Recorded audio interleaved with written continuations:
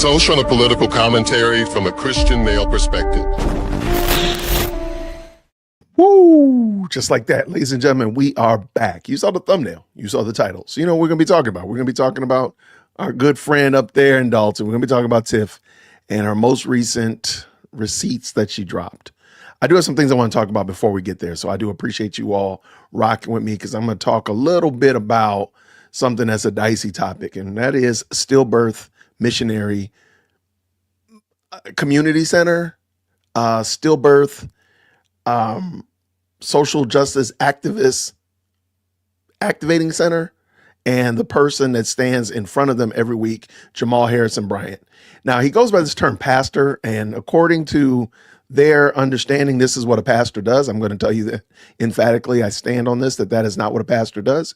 We're going to look at, I think probably, this might be a stretch. I'm going to go on a limb.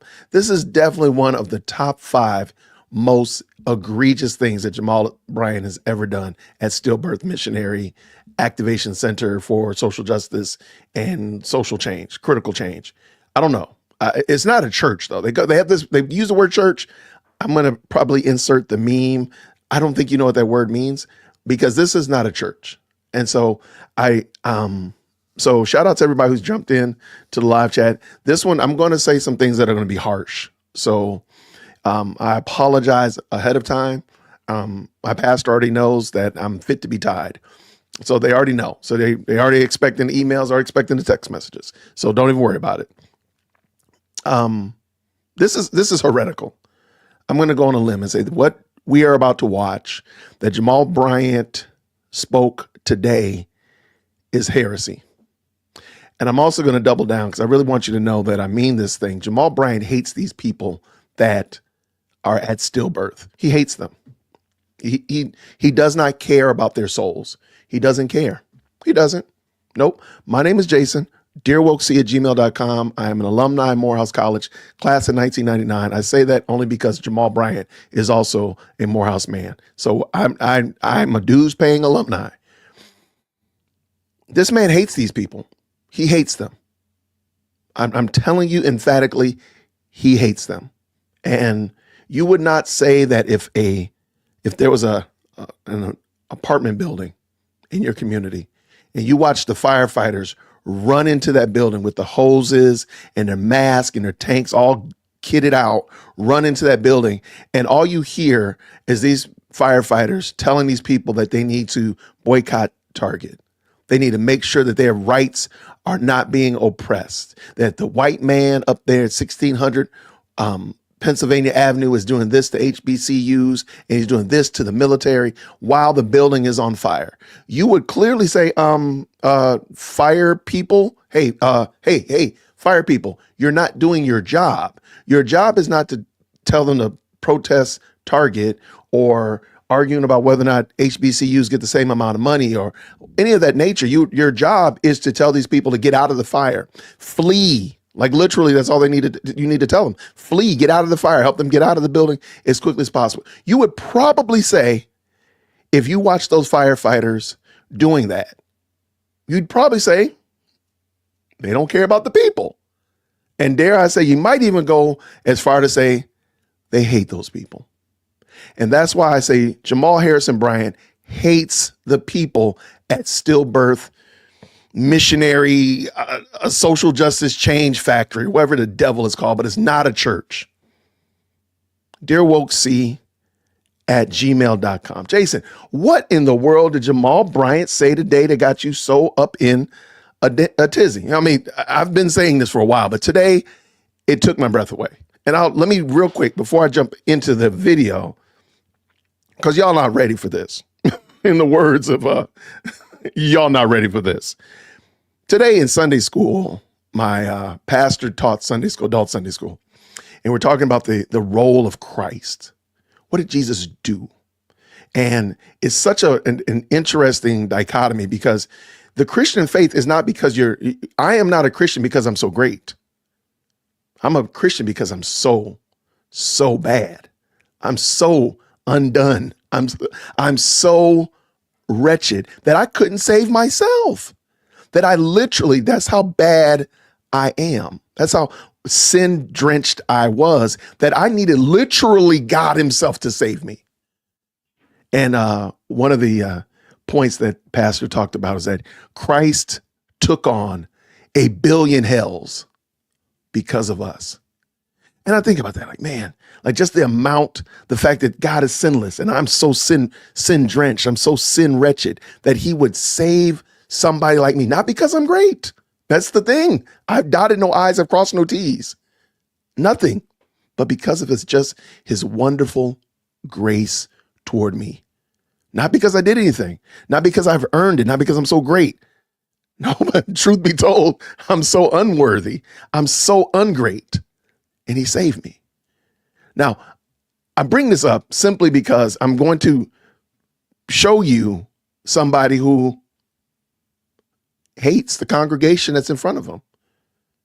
He hates them. And it's kind of weird to watch because we're going to be watching this like a snuff film, like, wow, okay. It's going to be pretty bad. It's going to be like a train wreck and you're not going to be able to stop watching it.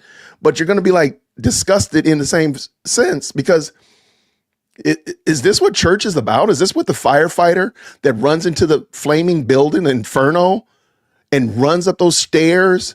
Is this what the firefighter is supposed to be doing? Is this the job, duty, and responsibility of somebody who's tasked with rescuing, dare I say, preaching and sharing the gospel with people that are in infinite peril? Watch this. Shout out to everybody who's already jumped in the chat, the best live chat on the internet.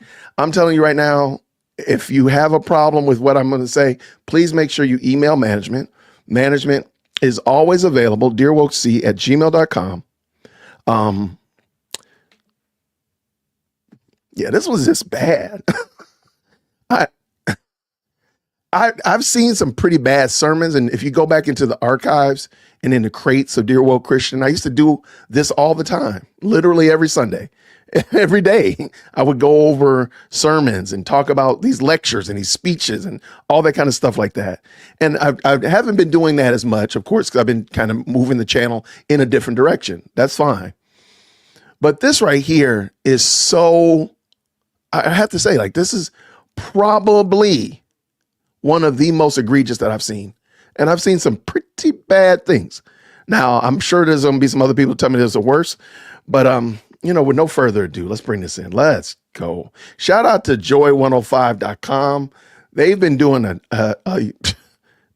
are the real MVPs, right? They've been doing a great job. They just pull these sermons up. No commentary, no real back and forth, but I just want you to check this out. Let's go.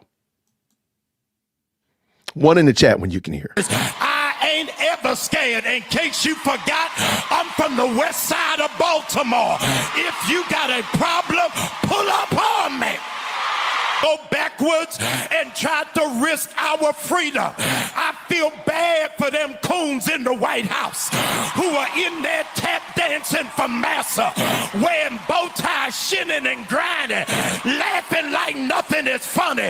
Get out of there, Negro, and stand with your people so that you understand that God is on our side. I'm going to try not to stop. But I kind of want to pick a fight tonight. So there's a high probability I'm going to play the video of when some gang members stepped to Jamal Bryant, cussed him out, and told him to get out of their hood. I might play that video because I'm super petty tonight. I might do that. I might do that because I'm sorry. Shout out to everybody from Baltimore. Jamal Bryant hates these people. These other churches might not say nothing, but at 6400 Woodrow, we right outside of Decatur where it's greater. You got to understand that there is more for us than there are against us. Y'all been praying for me all week. You've been nervous. That man does not care about those people. I'm going to back this up a bit just so you can see this slew of people right there. He doesn't care about one solitary soul. No, this man is not giving these people the gospel that they need. He's not telling them to flee from the wrath of God to come. But no. He's upset because they mocked him at the Black History event in DC on Thursday. So he's in his feelings. He all butthurt about it.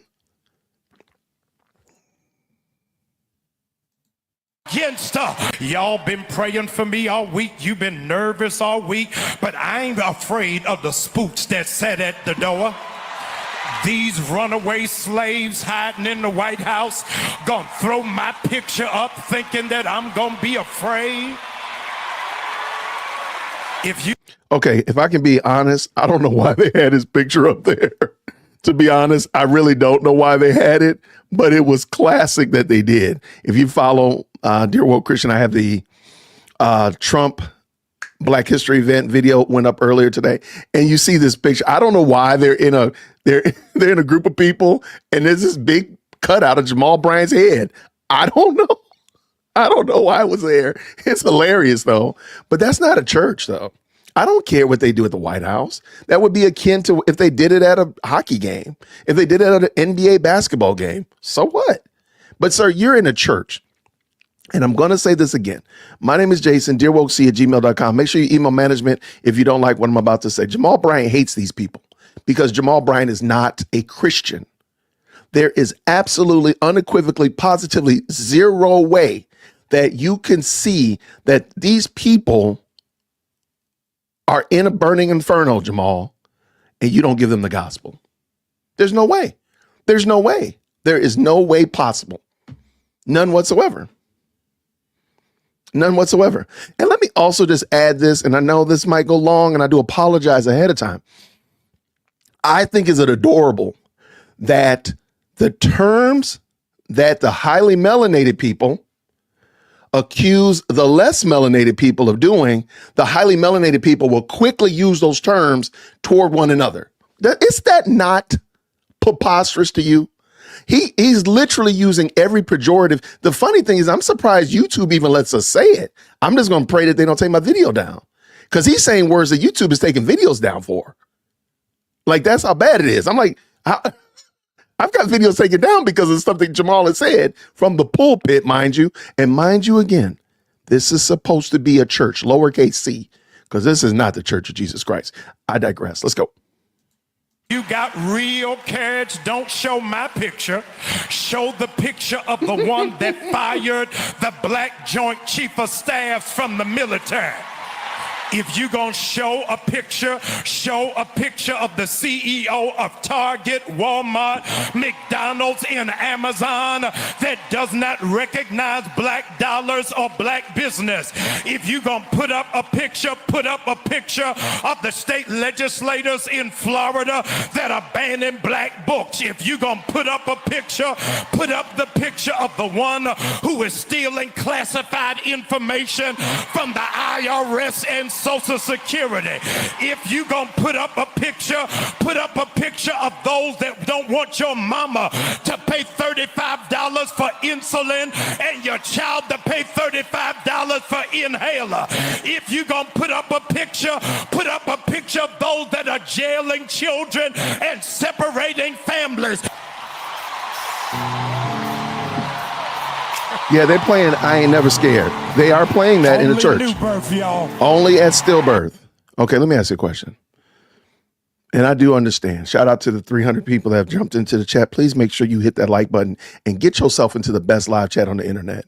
Get up in here. Hurry up. You might not even be a Christian. You might be. Big screen. Did Jesus Christ have to die for the stuff that he just talked about? Did my Lord and Savior have to go through hell, literally drink hell down on behalf of me for the dumb stuff that this fool was talking about? Did he? He didn't, because this stuff is not Christian. This stuff is social activism. This is cultural Marxism. This is melanated foolishness, but it is not Christianity. DearWokeC@gmail.com. I have no problem with you calling me. Email me. I'll give you my phone number tonight, because we're going to talk about this dumb stuff. Oh, so stupid. And good gracious alive, I still got 5 minutes left on this dumb thing. Look at the person beside you. Tell them never scared, never scared. That's because you're never a Christian, you dummy.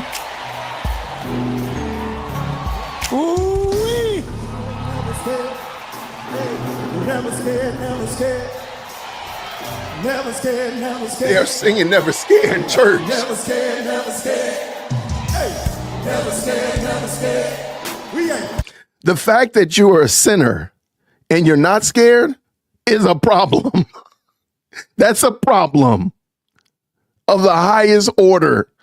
These people don't know Christ.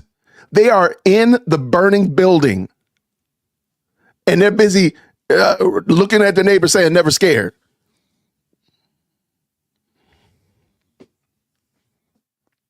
I might have to just jump on over to Tiffany Henyard so we can laugh, y'all. This is craziness.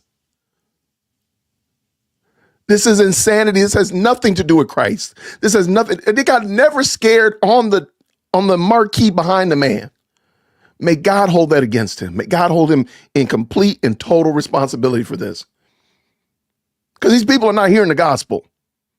Their justification, if one of these people, God forbid, died today, their justification was that, oh, I was protesting Target. Oh, Lord, you can let me into heaven because I was defending HBCUs to make sure they got the funding that predominantly white colleges got. Let me in. Jamal Bryant hates these people. I'm going to say it again. I'm not going to stop. I'm not going to stop. Jamal Bryant hates these people. DearWokeC@gmail.com. Oh my gosh. He hates these people. He doesn't care.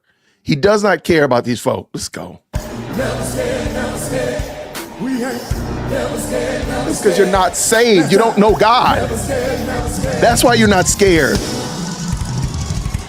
You may be seated. I would be panicking if I'm sitting there in a quote unquote church saying, I'm not scared. I'm going before the true and the living God, talking about I'm not scared. Just think about that. There's not one person in scripture that substantiates this dumb stuff. Now, sure, V103 and the hip hop radio stations, yeah, they say it all day long, but you don't see anything scriptural that says somebody can stand before God and say, I ain't never scared.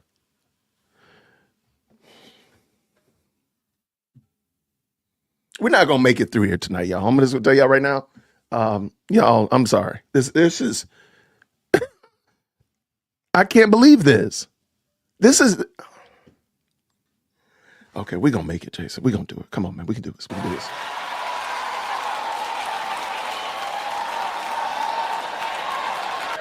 Knowing that they're trying to scale everything back. How are you walking knowing that they're trying to take $19 billion worth of scholarships from HBCUs? How in the world are you able to walk when it is that they took Joy Reid off of MSNBC, the most fearless black woman on television? Oh, yeah, we're going to talk about Joy in a second. We're going to talk about Joy in a second because I got an unpopular take about Joy. And all I got to do is just ask again. Did Jesus Christ have to die for this? Did Christ have to suffer on the cross for what Jamal Bryant is talking about? How were you able to walk? They don't understand. We ain't regular smuggler. He anoints my head with oil. God help me in here. Some of y'all can't shout because you ain't got an anointing. What's keeping me alive ain't the Democratic Party or the NAACP or the Urban League. It's because I am anointed from the top of my head to the sole of my feet. When I got up this morning, when my feet hit the floor, the devil said, there go a dangerous black man right there, because he will bless the Lord at all times and his praise will continuously be out of his mouth. Look at the person beside you and tell them they scared of you. And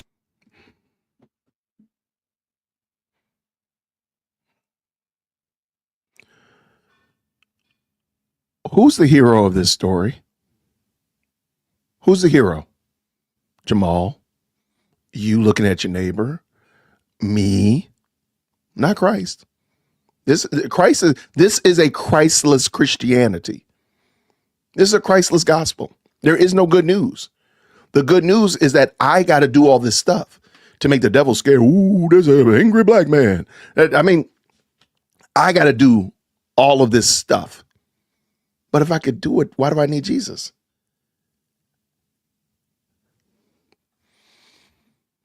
Y'all, I hate this stuff, man. This man hates these people. He hates them. If he loved them, he would give them the gospel. That's it. It's the power of God unto salvation. This is not going out protesting is not the power of God unto salvation. Being worried about what Elon Musk is doing or what Trump is doing or Joy Reid or any of that other stuff, that's not the power of God unto salvation. There might be good reasons to do those things, sure, but those things are secondary and a distant second, dare I say a light years away second from the main thing, which is the gospel. Let's go. I don't even know what to do. I'm about to rage quit this thing. But man, I still got 4 minutes. Man, come on, Jason. Because they scared of you. Why you acting like a pushover? Why you acting like a chump? Why you acting like you gonna lay down and play dead? Our people been getting up for over 400 years. If they couldn't break us before, they can't break us now. This ain't the first time they tried to crucify a black man. Oh, gosh. They hung him high. They stretched him wide. He hung his head, and then he died. Come on. I can't. I can't. That man just said, did this rascal just equate himself to Jesus? Y'all, please. Y'all. Jamal Bryant hates these people. Prove me wrong. DearWokeC@gmail.com. Prove me wrong.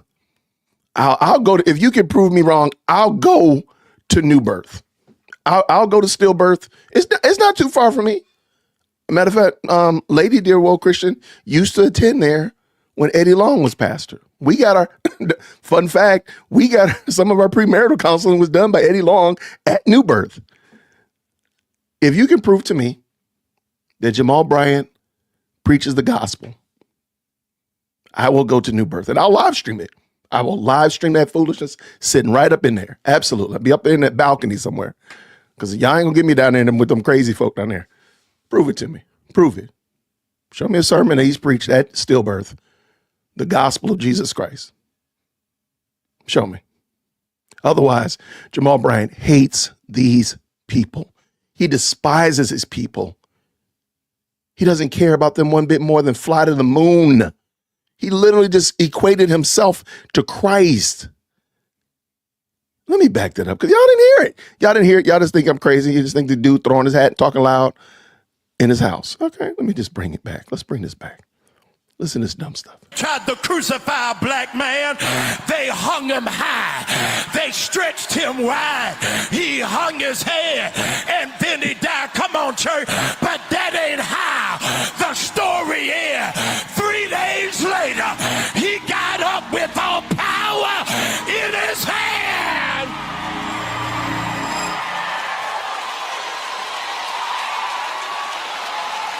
You are anointed for this.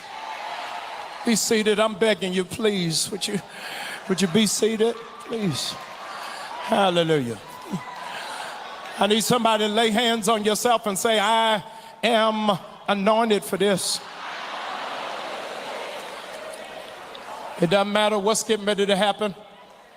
In the words of Dr. King, we got some difficult days ahead of us. Ladies and gentlemen, in the last 30 days, over 300,000 black people have lost their federal government jobs or their contracts. Yea, though we walk through the valley of the shadow of death. On Friday, I don't know whether you were aware of it, but on Friday, they deleted all police records. So whatever police were found guilty of doing something that was not in alignment, they've got a new lease in their past records will no longer show. Yea, though I walk through the valley of the shadow of death, companies are being pressured not to give an opportunity for people who have melanin like you and I. For the very first time, the military is no longer recruiting black students who have an engineering degree, even if they are at the top of their class, because they are considered DEI hires. Yea, though I walk through the valley of the shadow of death, and poor white people don't even understand. You think it's on us, but it's more y'all on welfare, more y'all on food stamps, more y'all on Medicaid. Y'all better walk in line with us. So real quick, okay, I've got myself together. Thank y'all. Let's just say that everything he said was true. And let's also say that the last point that he just made was true as well, that there are more white people who are DEI hires, more white people on Medicaid and such of that nature. Why are y'all black folk crashing out for it though, and the white folk are not? If that were true. Doesn't it seem at some point, Jamal, shouldn't you realize that you're being a tool to crash out? Because they know you're going to crash out for this. They know that. So they're just sitting back waiting like, okay, let's let you crash out. Okay, they crashed out. All right, everything's back to normal. Okay, let's go back to Target. Let's keep doing what we're doing. Because they know your dumb self is going to keep crashing out. They know this lady right here and this woman with this bad wig on. They know that they're going to just crash out because you tell them to. Don't you see the play if that be the case? If that be the case, Jamal, don't you see the play? That you're the ones crashing out for other people and then other people will reap the benefit? Kind of like what happened with DEI. Oh, my bad. I'll stop. Let's go.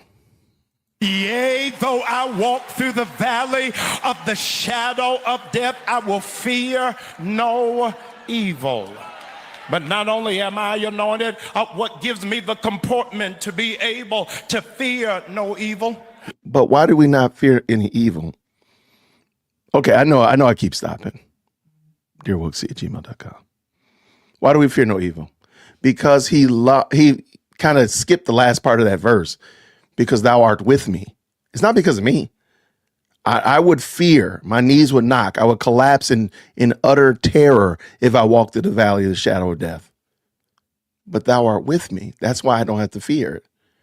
So this is another example why I say, hey, this is why you have to read those scriptures in context. Context. You must read them in context. That's not the passage. He's been misquoting scripture all this whole time. Where we could be literally an hour in just looking at the first couple passages that he's already misquoted. But I'll continue. What's able to help me to get through it is understanding that the valley is always between two mountains. I think I lost you. It's funny. That statement, the valley is between two mountains. And these people are so malnourished. These people are so biblically illiterate. And I said this, again, you can let them know, clip it, send it to them all. I don't care if you need a big screen. I'll say it to them to their face. People at stillbirth are so biblically illiterate. They are so biblically malnourished that Jamal can state something like, well, a valley is between two mountains. And they get all up in a tizzy, throwing money around, getting all hot and bothered. You do realize that that sentence doesn't matter. It doesn't matter. Air is above us. Oh, shout me down. Money falling from the sky.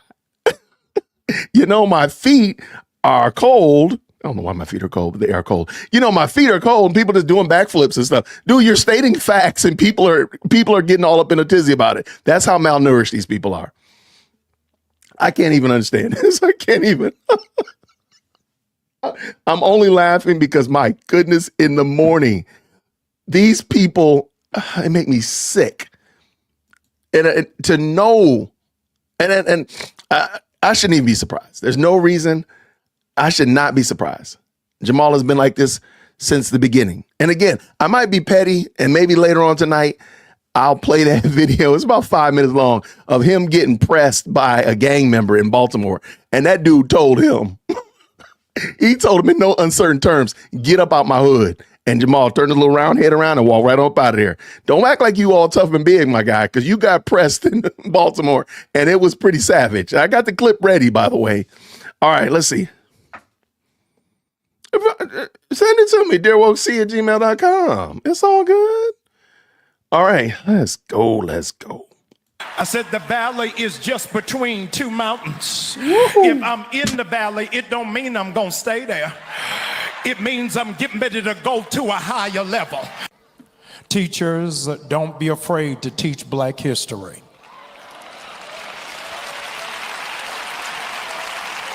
Government workers, don't be afraid to start your life over again. Creatives, don't be afraid to start your business, even in the face of conscientious objectors. Okay, I'm going to say this again. The reason this boycott is going to fail is because we as the highly melanated people have no systems in place to support our community. That's it. The highly melanated community does not have systems in place to support its community. We don't own banks. We don't own train systems. We don't own transit. We don't own planes. We don't own anything. We are the biggest consumer block, period, end of day. And when he says this kind of stuff, I thought it was adorable. He didn't say creatives come here to Stillbirth Creative Studios. We got you taken care of. He didn't say federal employees, don't worry. We got something for you right here at Stillbirth Employment Offices. He didn't say, hey, by the way, he didn't say that. You know why? Because they ain't got nothing. The boycott is just you just holding your breath. You try to see how deep you can swim in the bottom of a pool. Can you touch the bottom? Can you sit at the bottom? Can you lay down at the bottom? And then you're going to shoot yourself right back up, burst through the surface of the water and take a big old deep breath. That's all they're doing. They're going to be, I'm not going to go to Target, but I'm not going to go to Walmart. Oh, but I'm going to go to Ross. That's all they're doing. They're not making new systems. And I've said this before, and please, there's 325 of y'all, do not get mad at me. We are our biggest enemies. The Black community is the Black community's worst enemy. Because we sit here and we point our finger at everybody else, and we point back to live action role playing about what happened in the past, which did in fact happen. But we use that as a justification, like, oh, this happened in the past, therefore I can't do anything in the future. Because this happened in the past, and then they can't tell me emphatically that it happened to their family, but that I digress. They can't tell me emphatically it happened to their in their family line at all. But hey, let's not get caught up in those kind of things like that. But they can talk about stuff in the past, and therefore I can't. Well, because great granddaddy was picking cotton, I can't get a CDL license. Well, because something happened to George Floyd, I can't do nothing but sell drugs on the corner. Well, because something happened to Breonna Taylor, I am stuck right here at Dollar General with a GED at best. And we just continue, and we allow people to give us excuses like, don't worry, little Johnny. Don't worry, little Raekwon. Don't worry, little Shaniqua. It's okay. You can't do any better. You're not able to do any better. Therefore, come on over here and let me take care of you. DearWokec@gmail.com.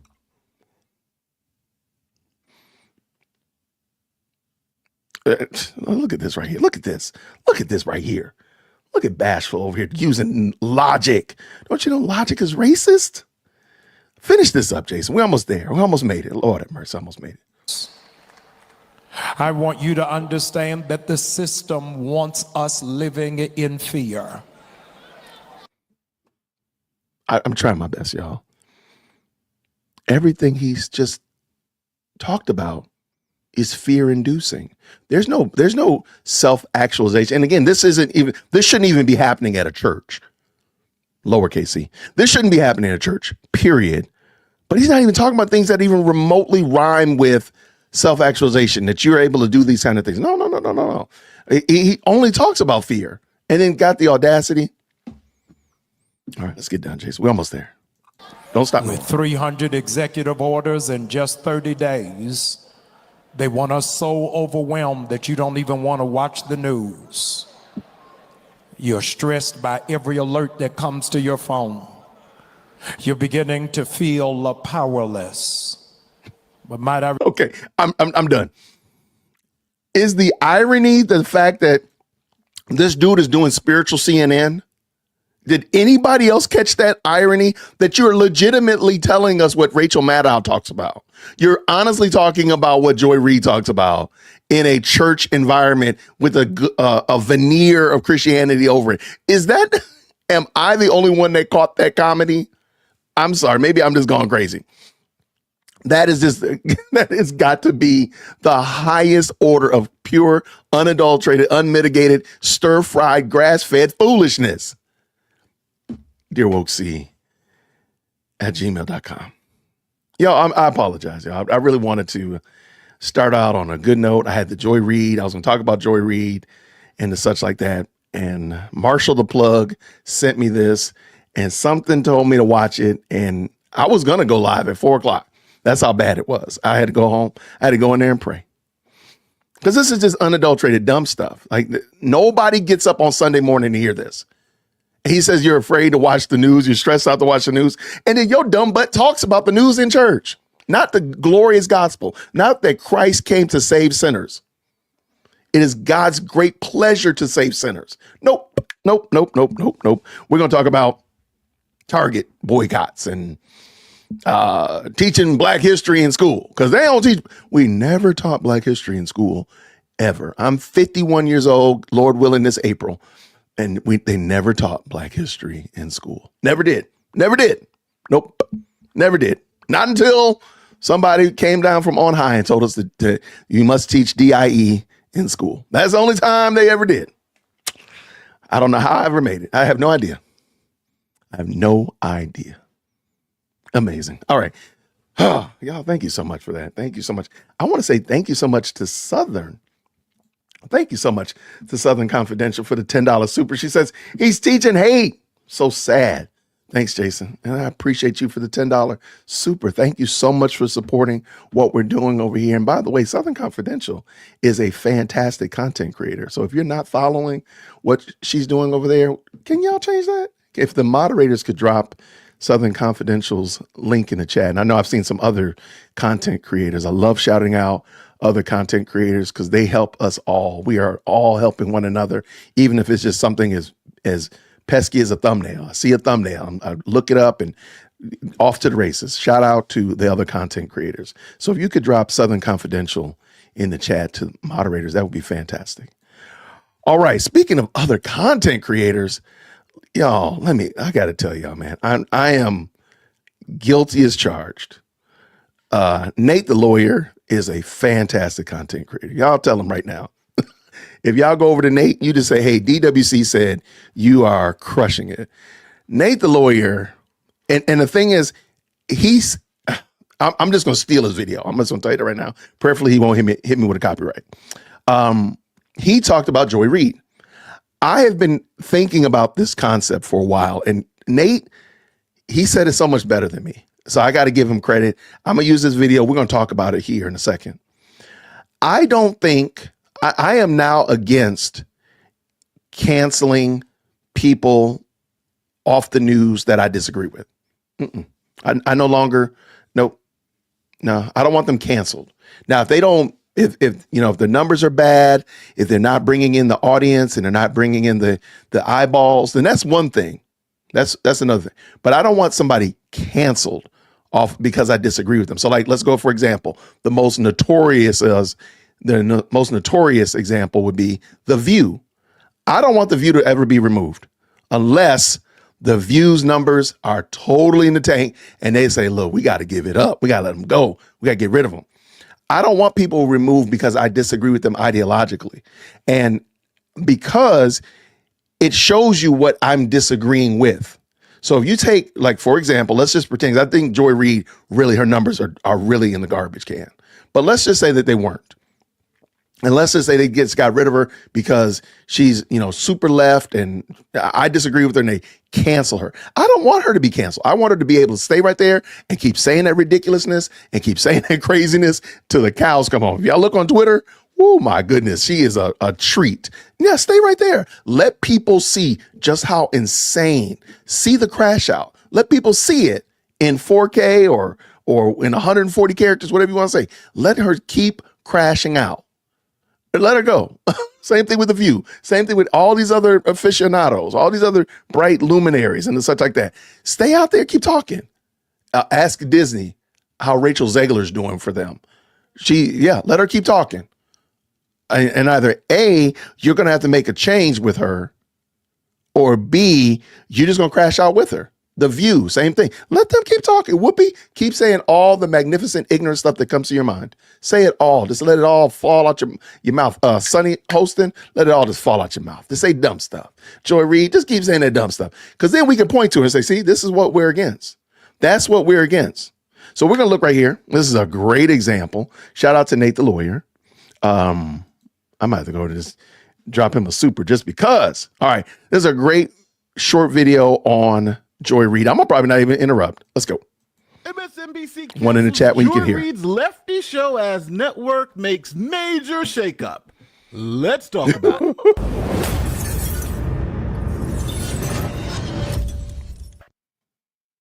MSNBC's liberal mainstay Joy Reid show has been canceled as part of a major overhaul by the network's new president, Rebecca Cutler, report says. Now, the reason why this is shocking is because Joy Reid had a lot of cover, and people thought it would be almost impossible for her to be fired because she's on a liberal network, she's a black woman, and if they fire her, she would pull the race card. Here is the Daily Caller calling it out.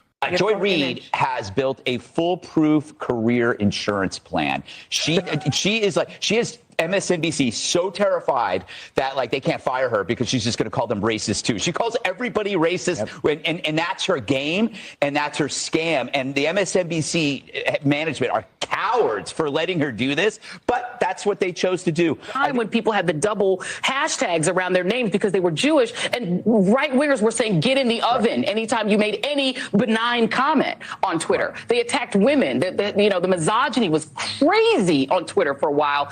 Elon Musk, I guess he misses the old South Africa in the 80s. He wants that back. Okay, let's face it.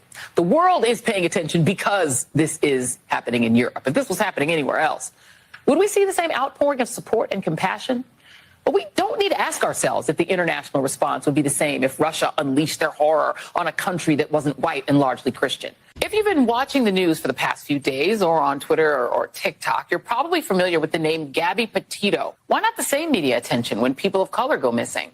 Well, the answer actually has a name: missing white woman syndrome, to describe the media and public fascination with missing white women like Lacey Peterson or Natalie Holloway, while ignoring cases involving missing people of color. That the coronavirus, or that the virus, it was a very low not importance to many of the voters there. It was education, right, which is code for white parents don't like the idea of teaching about race. That white men had a particular kind of freedom and a particular kind of citizenship that only they have. That gives, from the slave catchers on, the right to inflict violence in the name of protecting property. That's like the foundational creation of the United States. You gotta love the Tim Scott standing there to provide the patina of diversity over that round of words, that basket full of words. If somehow they manage to stumble into the Supreme Court, do any of you guys trust Uncle Clarence and Amy Coney Barrett and those guys to actually follow the letter of the law? No. And who are these special citizens? Why, they're white so-called Christian conservatives who feel like this country was built by them for them. And so everyone but them needs to suck it up and let them have their way, or else. Kyle Rittenhouse trial. It reminded a lot of people of something, I just can't remember what it was. Oh, the Brett Kavanaugh hearings, in which Brett Kavanaugh, who had been accused by a high school friend of committing sexual abuse of her, cried his way through the hearings to make him a permanent member and Associate Justice of the United States Supreme Court. And his tears turned out to be more powerful than the tears of Christine Blasey Ford, which were the tears of an alleged victim. But in America, there's a thing about both white vigilantism and white tears, particularly male white tears. Really white tears in general. White men can get away with that too. And it has the same effect. Even as the right tries to politicize the idea that masculinity is being robbed from American men by multiculturalism and wokeism, they still want to be able to have their tears. Now, just to be absolutely clear, Joy Reid only sees race. She doesn't see people for who they are. She sees you for what you are. If you're black, you happen to be more favorable. And if you're a white male, you happen to be the dirt of the earth. That essentially is her message every night on MSNBC. Now, 3 months ago, Megyn Kelly predicted that Joy Reid would be fired. So Megyn Kelly, the host of the popular Megyn Kelly Show podcast on SiriusXM, predicted on Monday that MSNBC will eventually fire Joy Reid, who is a anchor of a nightly news show on the cable channel. Kelly said on her Monday show that Joy Reid wanted, quote unquote, a race riot, and that she actually does want some sort of rioting in the streets, some sort of a race revolt. The controversial comments that Reid made last week included a call to white progressive women not to invite black women to protest marches against Trump. Apparently, there's a feeling of betrayal given that a majority of white women voted for Trump. Reid also made another controversial comment on her MSNBC broadcast saying that, in effect, Trump will deport, quote unquote, brown people, even if they're in the country legally. She predicted that Trump would initiate a process of denaturalization, which would essentially strip citizenship from Latinos and Hispanics, even those who are in the country legally. Kelly hit out at MSNBC. She accused the cable network of allowing Joy Reid to, quote unquote, spew this racist hate on their channel. And Kelly also added that it's a tick-tock situation until her ass is fired. So as the New York Post reports, the final episode of Reid's show, The Readout, will air sometime this week, ending the mainstay NBC's lineup for the past 5 years, according to the Times. Now, the reason why this is happening is because the ratings have been tanking like crazy. Now, in December, Nielsen Media Research revealed that Reid had lost almost half her viewers since the election of Donald Trump, with MSNBC seeing a whopping 53% drop in primetime viewership following the November 5th result, before rebounding somewhat in the 4 weeks following the presidential inauguration.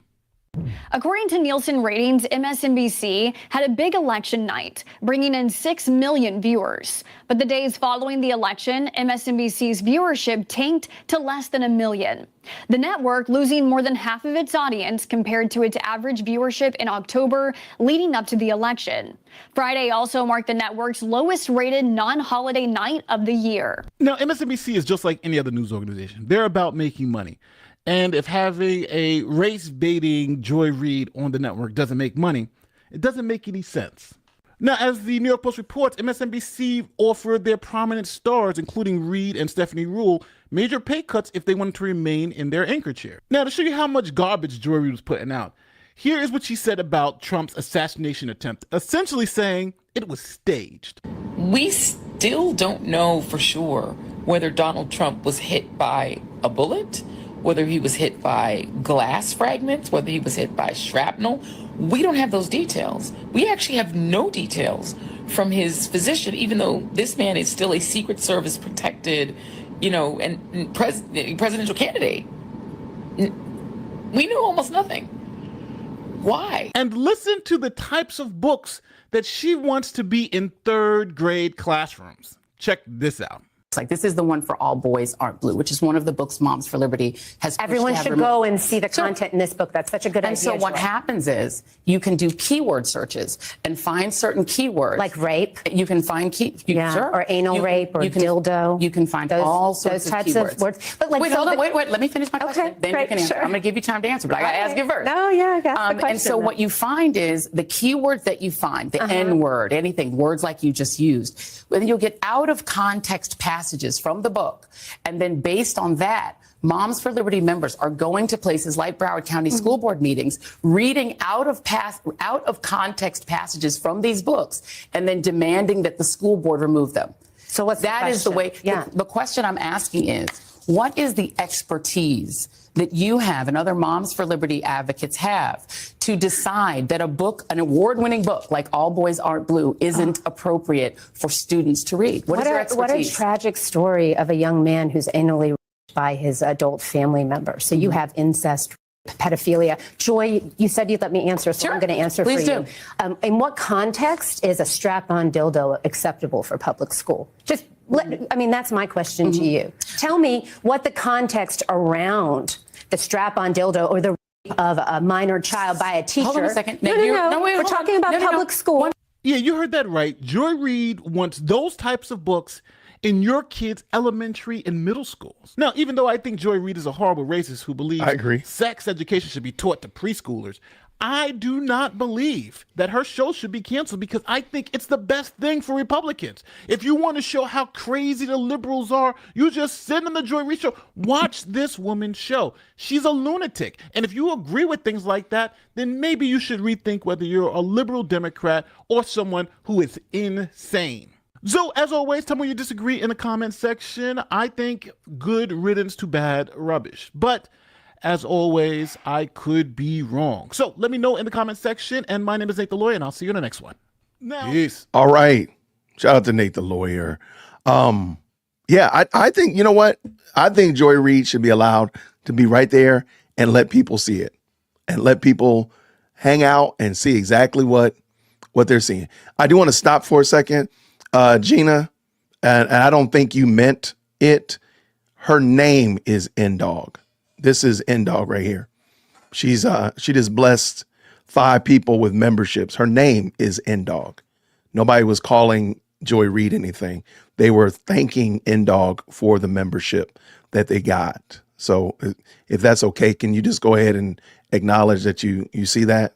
That would be dope that you would do that. And I think it was a fair misunderstanding. I don't think you meant nefariousness, but I don't want there to be any idea that somebody's using some terms that are not appropriate here on the channel. So if you could, if you're still here, I'd appreciate if you would just go ahead. Yeah, N-Dog is her name. If you would just go ahead and just shout out that you acknowledge that was wrong what you said. And you can remove it even. That'd be even doper as well.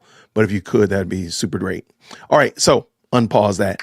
I think I agree with Nate. Like let Joy Reid just keep being the marquee example. Very much like I believe about Jasmine Crockett. Absolutely. I told you I want Jasmine Crockett to be the Democrat nominee. I want her to be. Not a problem, sister. Not a problem. I didn't think that you meant it nefariousness at all. So that's why I said, hey, we see we're willing to make mistakes and keep on moving. Nobody, no shame. Everybody, all love, all that kind of good stuff. Hug it out and all that kind of good jazz. Okay. Just like Jasmine Crockett. I think Jasmine Crockett, sure, let her be the Democratic nominee. Let everybody see her. Let everybody see exactly what Jasmine Crockett's about. Now, either A, the Democratic Party is going to have to coalesce right behind her and be like, yeah, we support her. Or they're going to be like, yeah, you might be a little bit too much. Now, I think that'd be it. that to me, I think that's the best thing possible. But I also know what is really, really the best thing possible. Even better than that. Shouting out N-Dog. Thank you so much for blessing 5 people with memberships. I appreciate you. You've been constantly keeping this gang going. So I appreciate you keeping the Green Heart gang going. If y'all don't mind, please say thank you if you got a membership from N-Dog. Thank you so much, Shelly, for the $5 super sticker. Thank you so very much. I appreciate it. And I saw your comments in the chat. Thank you so much for your support of the channel. All right. Now, y'all know. Now, after listening to Jamal, after listening to Joy Reid, I think the only thing that is logical is that we clean our palates, that we clean our ear passageways by listening to a couple of Tiffany Henyard diss tracks. For some reason or another, Tiffany Henyard has inspired, dare I say, she has built up a pretty nice little discography of people who are making diss tracks against her. So there's been 2 of them that showed up. One of them is, I think, from Critical Smoker. I think Critical Smoker actually made this one. So I'm going to save that one for the second. But this first one, I think a lot of people were sharing this and sending this to me. And I wanted to just save it for the Sunday night show. But it is, did I put this in here? Bang. All right, here we go. All right, it is called Ballot Box Countdown. And if you've heard this one, please let me know in the chat. It's not too long, but I think it's pretty good. So let's bring it in. One in the chat when you can hear. Let's roll. Let's go.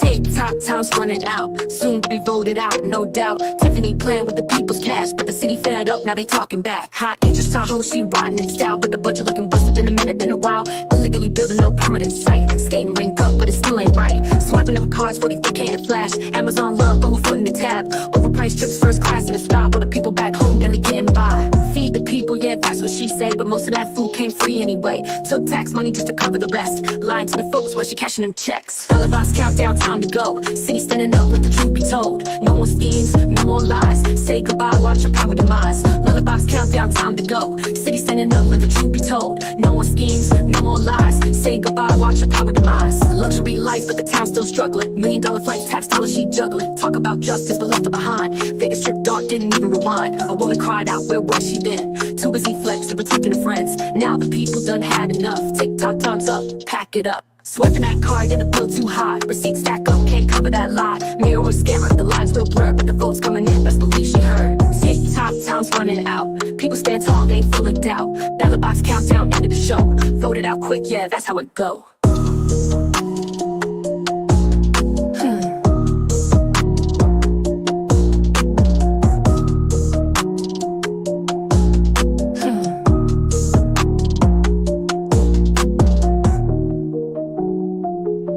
There he is. There he is. There he is. Drop your link in the chat, Critical Smoker. Thank you so much, brother. Critical Smoker's in the building. Yeah, he is. He's up in the house. Go ahead. But he's not illegal. That's right. It is illegal for you to be in the best live chat on the internet. And if you have not hit the like button, that's what makes you legal. So make sure you hit the like button and then you're legal.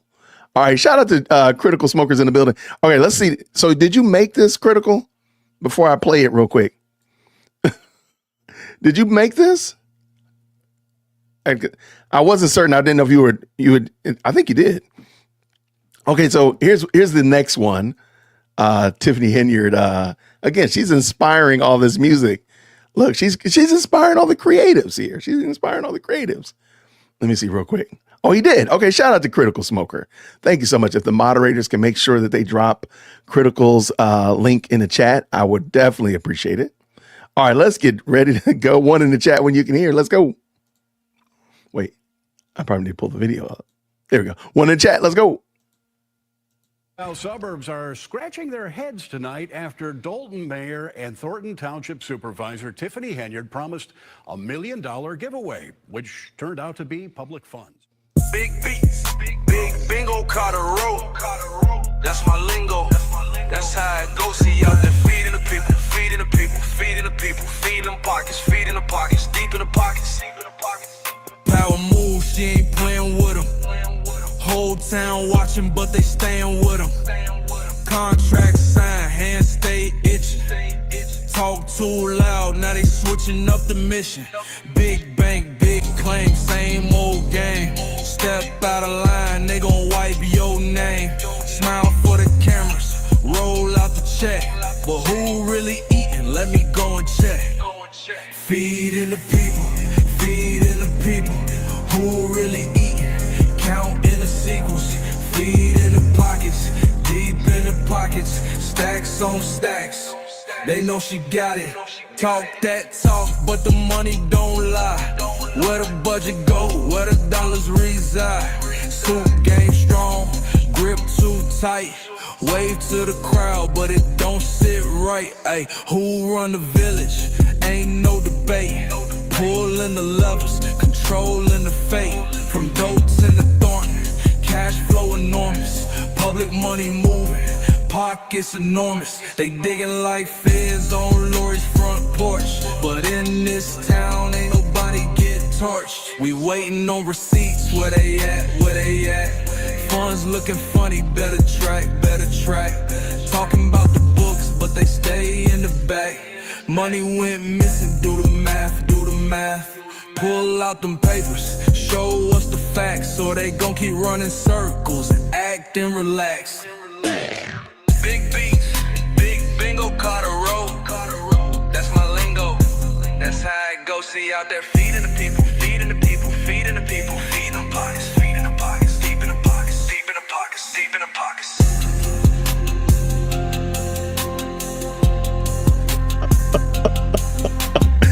Shout out to Critical Smoker. Man, this was dope. I love this. Okay, shout out, man. Critical, thank you so much, man. That was amazing. Okay, this is my thought. Because I did my video. I got my clips. From everybody. I think I got 13, 14 clips total. And then I found a ton of clips. So it's about 10 minutes long. So on election night, we were going to watch some clips, the best Tiffany-isms. But there's some really good videos already out there. And I am not the editor. At all. So I'm thinking I might still drop my video just so we can have a good laugh. But I think Tuesday night, we might just listen to all the diss tracks that are out there. Because there's at least 3. I know I got one. I got from Make a Change. And then, of course, we got these 2 right here. I don't know. We might just start finding all the diss tracks and put them together and do like a listening party, a diss track listening party on Tuesday as we're waiting for the election results to come in. And who knows? By God's grace, Tiffany might drop her video as well. And then we off to the races. We got 9 hours of content right there because we're going to slice that thing apart piece by piece. It's going to be crazy. She feeding them pockets. Absolutely. Okay. So I think that might be it. I might just drop the video because, again, I looked at some of the other people that have done Tiffany-isms and, putting together, they're just better editors. I'm not an editor, okay? I'm a talker at best, right? But we'll see for sure. But I think I might just start collecting all the diss tracks. So if y'all find another good diss track, send it on over here to your boy. I'm ready for it for sure. All right, with no further ado, I think we've cleaned our palate. I think we're ready. We want to say thank you so much to the very kind supers. Brian, thank you so much for the super sticker, the $2 super sticker. Thank you again, Shelly, for the $5 super sticker as well. Want to say thank you to the stream sponsor, Southern Confidential, for being the $10 with the $10 super chat. And of course, N-Dog coming in, running the table, dropping 5 memberships. And if you did get a membership, please go to my community tab, scroll down a little bit. I'll try to move it up to the top, but there is a how to join our Discord instructional on there that explains how to join the Discord for members only and all that kind of good jazz. So please check that out. Thank you so much, everybody. Okay, y'all, let's do it. Let's rip the Band-Aid off. Let's stop foregoing the inevitable. We got to talk about this this water park. So Tiffany has dropped 2 new, I don't even want to call them videos because or receipts, if you will. They're super short. I'm like, and they're old. That's the thing that I don't get. Like, these are old videos. This is old information. It's not new. So therefore, you could have dropped this last week. You could have dropped this last month. You didn't have to drop this, 2 days before election when people have already voted and stuff. So we're going to pull up the water park one first. I don't think anybody is making the argument, by the way. And it's super short. So we're going to just watch it and then we'll run it back and then kind of make commentary. I don't think anybody's making the argument that Tiffany did not spend money. I don't think that's ever been the argument, that Tiffany didn't spend money. I don't think anybody's arguing that. It's what does she spend the money on? Example being, I think most people have heard that the skating rink, does anybody know how much the skating rink allegedly costs? Can y'all put it in the chat if you know how much the skating rink, how much the skating rink costs? And I just want to bring up something here. Okay. I see some numbers popping in. 1 million. Yeah. Let me see if anybody else has a number closer to that or.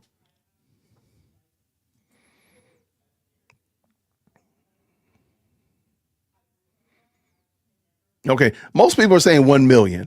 I heard 1.2 million, but let's not split hairs, right? Okay. 1.3. There we go. Yeah. I've heard some pretty loud numbers, if you will, for what effectively is a paved, surfaced tennis court. I mean, that's all it is. And dog. Go ahead. And dog, thank you so much. 5 more people are being blessed. Y'all go ahead. If you got a membership from N-Dog, y'all go ahead and drop that little green heart in the chat and say thank you. Thank you, N-Dog. Oh, mercy. Why? Hello. What have I done wrong? Nothing. Why? Come here, give me a kiss. Why are you behaving in this manner? Give me a kiss. Yay. 408, pretty fire. You're fire. You're pretty fire. Why art thou in here? Because I came to say hello. You said what? Came to say hello. Oh, okay. Hey, tell me what the temperature is on the grill. Because chili's in there. Chili's on there. Just tell me real quick. Hold on, y'all. Sorry about this. Okay, so it's going down. Okay, cool. All right. I'm going to go get it off of there when I get done. Thank you, baby. Well, thank you so much. President Firstborn is making an appearance. Yeah, I heard 1.3, 1.2. Oh, either way, 1.2, 1.3, even $1 million. Is it not weird to anybody else that a water park only costs $600,000? To me, a water park would be way more intensive, way more labor, way more service. There's so much more intricacy involved in that, because this ice rink is not like a indoor ice rink that's real frozen water, frozen surface. You got to get a Zamboni out. Nothing like that. It just seems weird to me that this would be a $600,000 investment, whereas a skating rink was only 1.2, which actually double that. That's just weird. Now, I do think that it's also very, very interesting. All these receipts that Tiffany is dropping is showing that other people are telling her not to spend money or impeding her ability to spend money. Not what have you been spending money on? She never actually answered. Now, Bo Brindley said, her lawyer said that Lori Lightfoot was wrong, but she never said that. She's never actually said that Lori Lightfoot was wrong, that there was no, she won't talk about the Amazon, but she didn't talk about any of the other spending that, like, for example, the skating rink. She didn't talk about that. She doesn't talk about anything else. It's just wherever she can find these quote unquote receipts, wherever there can be some kind of wedge drawn between, she then will highlight that, not highlight the fact that, I'm not actually supposed to be spending this money. But let's see what this is about. Let's go.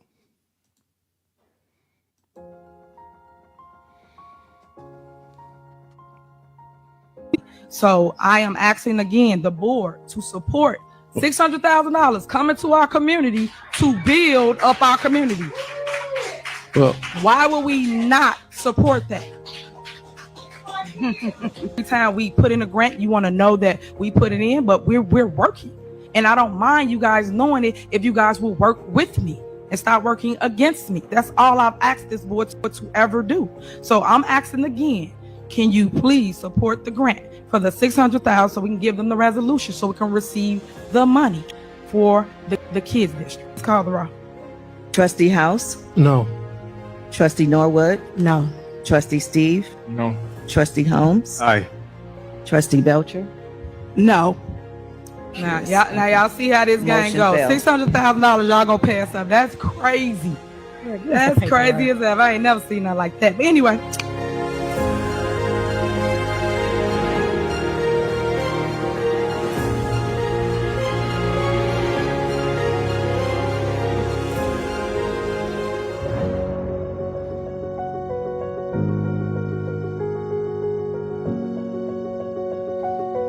I just thought about it. They use copyrighted music. Doggone it. I forgot that they like using copyrighted music in their stuff. I hope I don't get this removed. Okay. So I'm just going to mute it, and I'm going to mute it and let it just play. All right. That's the Anti-Justice League right there.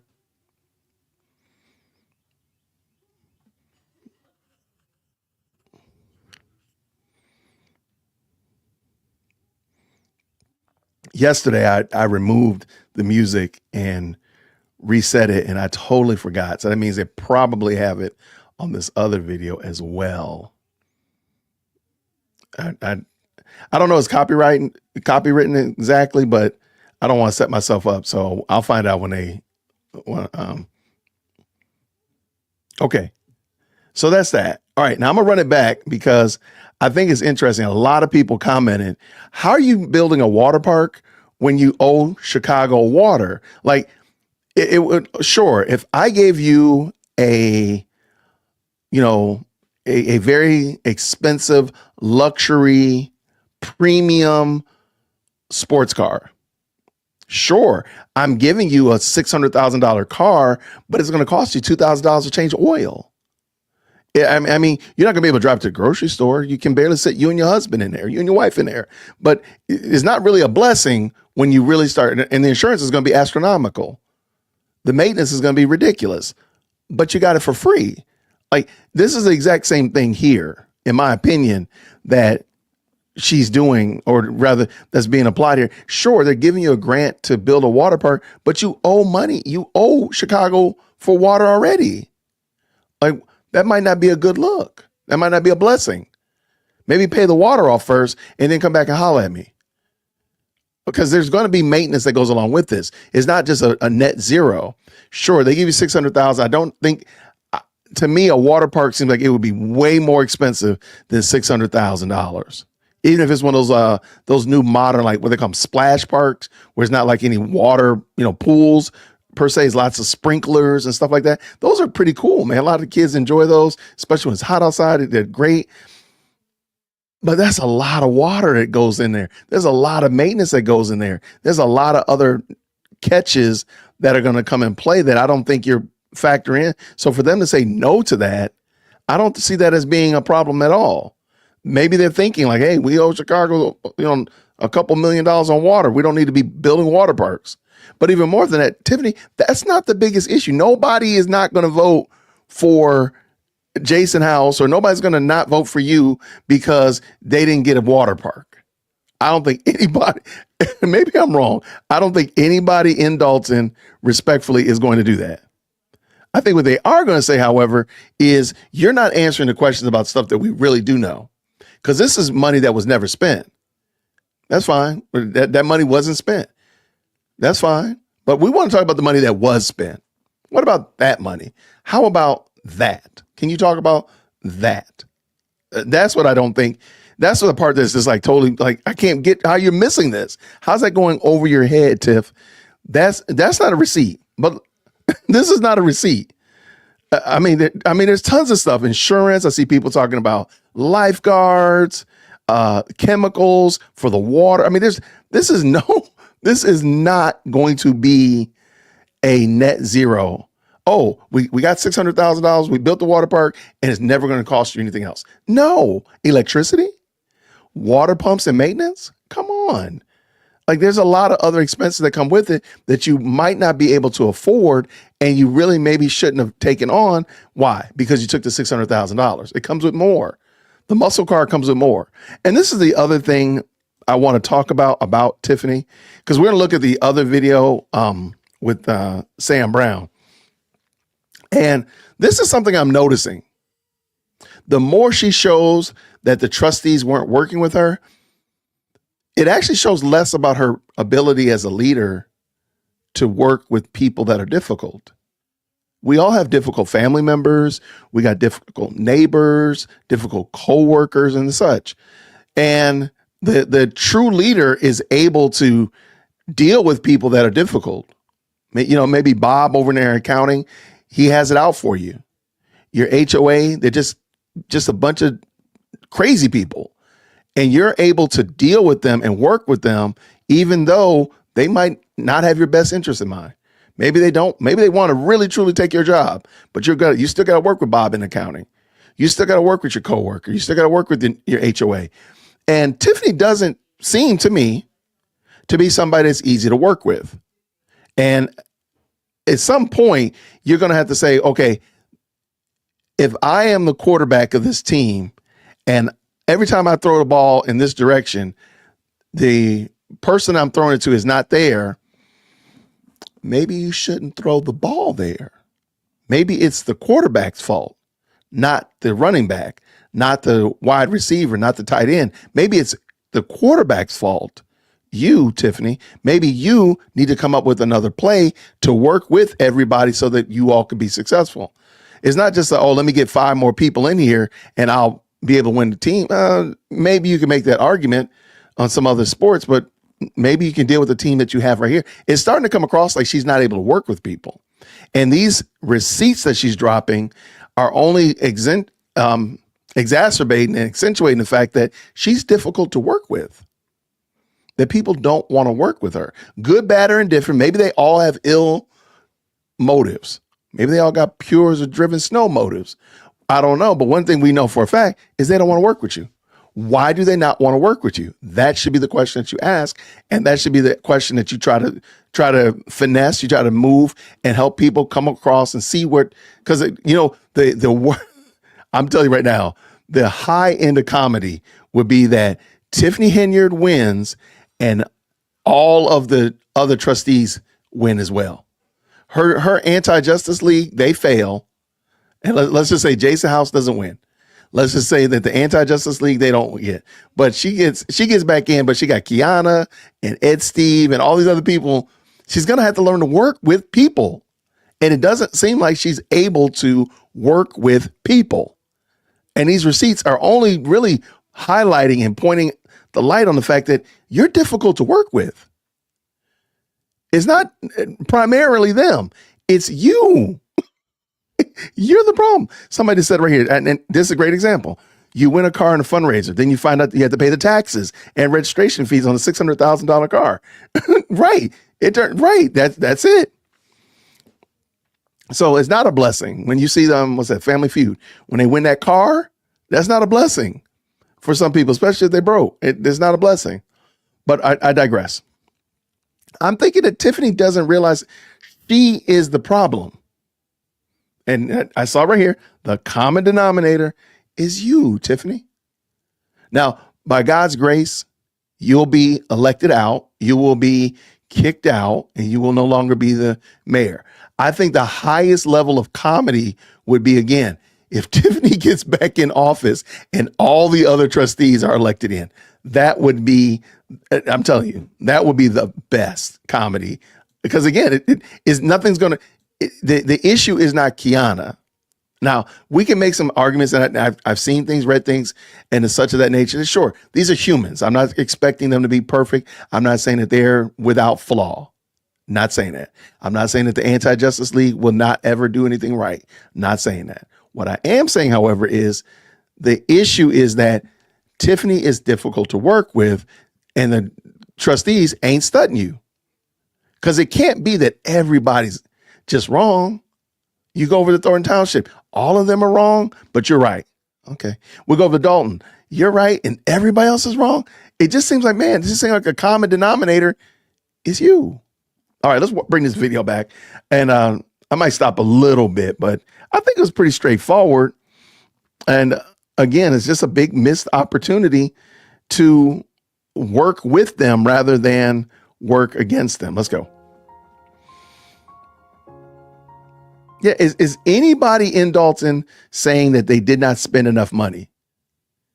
That's what I'm trying to figure out. So I am asking again the board to support $600,000 coming to our community to build up our community.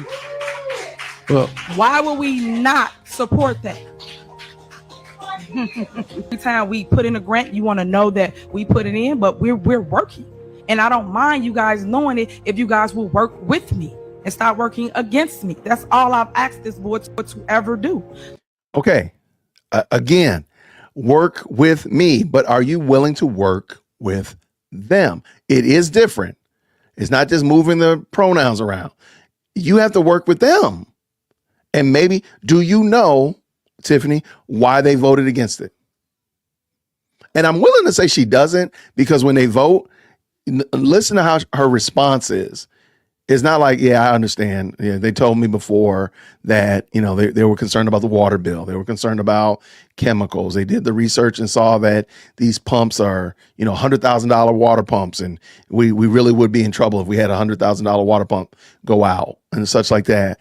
Yeah, I kind of understand. She doesn't understand because she's not considering other people.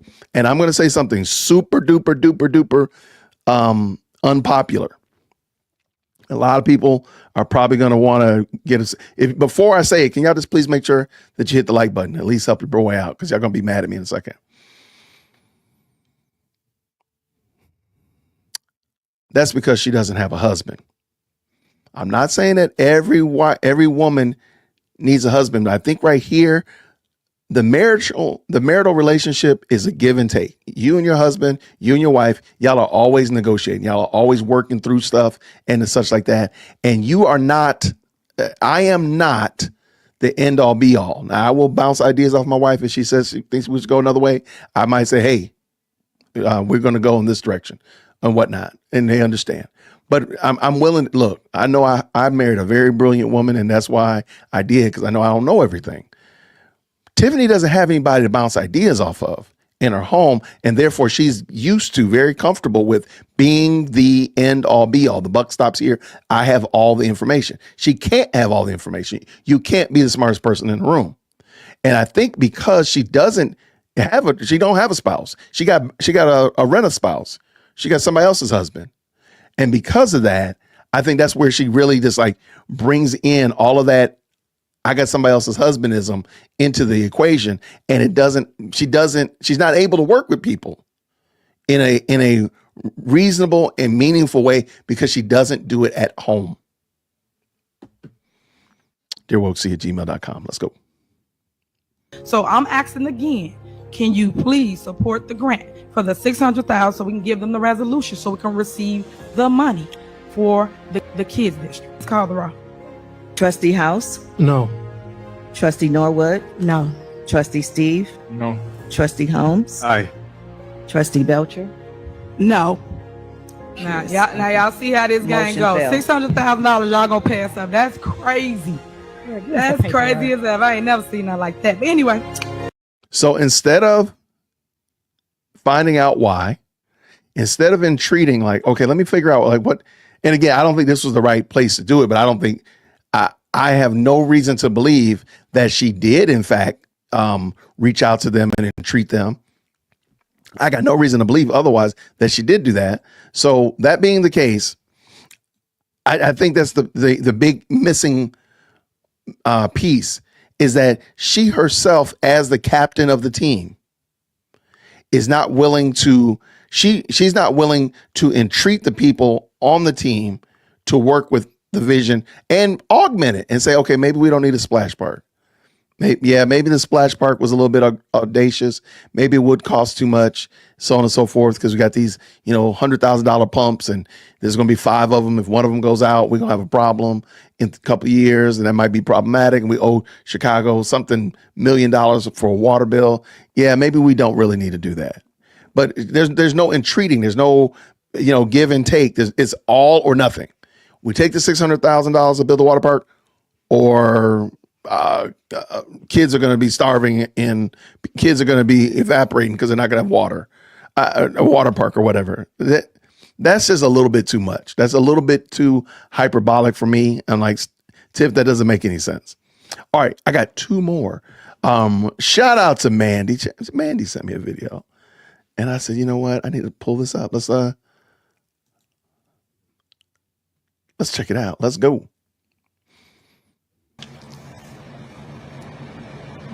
Arrests for individuals involved. I will be pressing charges. It's a lot. And that's just me telling you a little bit. I'm a voter. Aren't you supposed to lie to me and kiss my butt? Shout out to Mandy. I appreciate that. Yeah.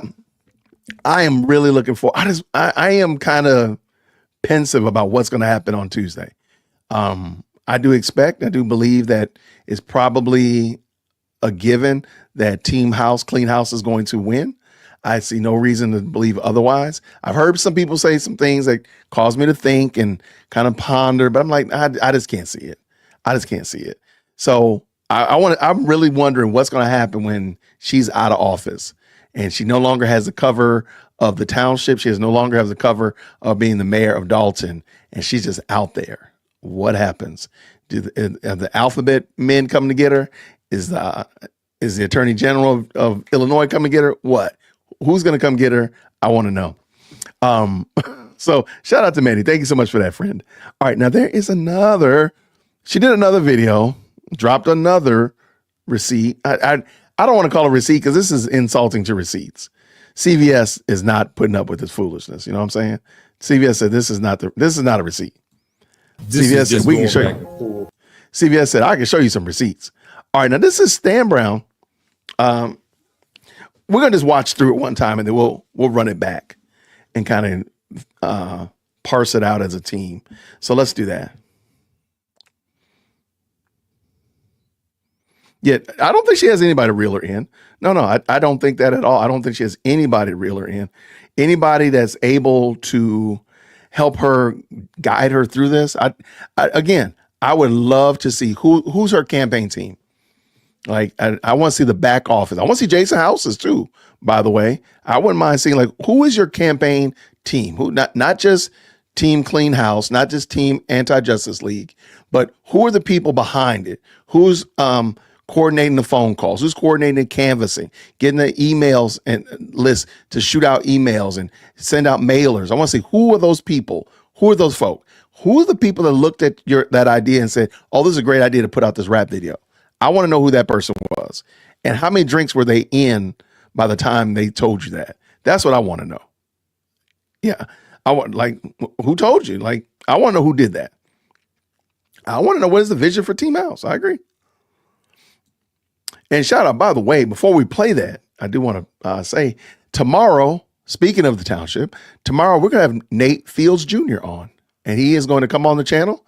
I'm going to interview him, talk to him about who he is, what's his plans, what's he about, all that kind of stuff. And he wants to take questions. So be ready with your good questions for Nate Fields. He's an independent running for Thornton Township supervisor position. So he'll be running against, I think the guy's name is Ryan, and of course, Napoleon Harris and Nate Fields Jr. So those are the three combatants, if you will, in the Thornton Township squabble. So please make sure you stop by tomorrow. It's going to be 8 o'clock Eastern Standard Time. So that's 7 o'clock Central Time if you're in Illinois. So that's going to be fun meeting him. I've talked to him on the phone. He seems like a great guy. He definitely seems like somebody that has potential. I'm not prognosticating, I believe he's going to win. Look, I think there's a lot of things out there, a lot of factors out there, but I do believe that him coming on and you having an opportunity to hear what he's about will definitely give you a chance to see, okay, hey, they're not just throwing yahoos out there. So anyway, yeah. Oh, you're right. He has been on the Trustees page. You know what? I need to pull one of those up. Thank you so much, First Lady. As a matter of fact, how about this, First Lady? You got a homework assignment. If you have a really good one that really articulates Jason's plan, drop it and then we'll go over it over here. How about that? Thank you so much. And if not, it's okay too. I'll go check it out. Let us bring this back in and let's talk about it. Let's go. This is just going back and forth. This is totally unfair. You guys keep throwing out there Greenwood Falls like that's the only thing that's been built. There's more things been done out here in Dolton instead of just Greenwood Falls. Like us. Like we got sidewalks out there because I deal with a lot of seniors, and we're looking at seniors got their sidewalks done in front of their homes. If a person's in a wheelchair, they can go down the streets. We got trees just falling on individual houses and roofs. If you guys were out there, you can actually see these things. This is some real stuff. So it has to be money being spent. In order to run a village, you're going to have to get bonds. You're going to have to get loans. We're not making enough money to pay the police department and the fire department and public works. Those are some expensive entities that we have to pay for to run a village. So we can give out tickets and code enforcement and give out citations. That's still not enough money. We had to get some bonds. We had to borrow some money. That's automatic to run a village. Every village around is doing that. From Calumet City to beautiful South Holland, they're getting bonds. They're borrowing money. But I hear you, other trustees, and I'm not picking sides, but I'm just looking at what we're going to do. Just keep fighting and get nothing done. It's unfair to say the mayor is just spending money. Where? Where is she putting the money at? Not in her pocket. It's going out here to the residents. Yeah, we all stakeholders out here. But just look around. If you've been riding around Dolton, you can definitely see some improvement. Go from 146 in Indiana all the way over to Maple. The whole street been paved. I went down some alleys paved. My alley looked like Vietnam. Potholes and everything. But there's some other residents that's getting alleys put together. For my 33 years out here, I've never seen an alley getting paved. They had the 50-50 program. Yeah, we was jumping up hallelujah for 50-50 program. Right now, we talking about zero to the residents. Yeah, there's grants being put out here, and there's some more grants still sitting on the table to be actually utilized. But let's get what we can get now. Because all it look like it's going to be is just a fight from here on out till we get to election time. That's unfair to the residents. We fighting right now when we should be putting that money where it should be utilized at and continue taking care of the residents. Because we're going to have a deficit. You have to spend money. You got to spend money to run a village. But as long as you can show something for it. So what we going to do? Just keep fighting? That's what it is. Yeah, I see a power struggle right here. And it's total disrespectful. Total disrespectful. And yeah, the residents going to speak. But I say to you residents, pay attention to who you're electing in there. Because they can talk smart at the meetings, but can they do something? Are they going to move the rock? Because right now, it's some residents, you're getting some good stuff. I done seen windows and roofs go up. Sidewalks, trees trimmed. People getting fed. Yeah, we need a little action out here. Yeah, I was at the roller rink the other day. It was awesome. Awesome. That's a money revenue right there. That's going to bring some kind of dollars in. Yeah, we had to spend money to put it up, but we're going to get a chance to get a few dollars back. Give it a chance. But I just say this here to you, my fellow board members. What are we doing as a whole to help bring some? Let's get on board. Just as you doing the mayor, you got her back against the wall. What do you expect her to do? Give her some room. Give her a little room in the back so she can wiggle out and say, okay, we can sit down and come to a happy medium. But you guys are not giving no room to get to the happy medium because he just fight. So we're going to fight till election time. And she going to get out there and go hustle that money up, let her hustle up, bring it on back, and let's spend it. Let's spend that money. What, we going to try and save all the money all the way through the end of the year and don't have nothing? We need to check ourselves out because we're not doing a good job as a board. But we at the point we don't even talk to each other. I used to have conversations with some of my board members. We don't talk no more, only when we come here. And I got attitude about that. Yeah, I bring you peppermints and all that. Yeah. You ask me to get one of your seniors grass cut, I go over there and get your grass cut for them. Come on. We some real live enemies with one another. We shouldn't be like that.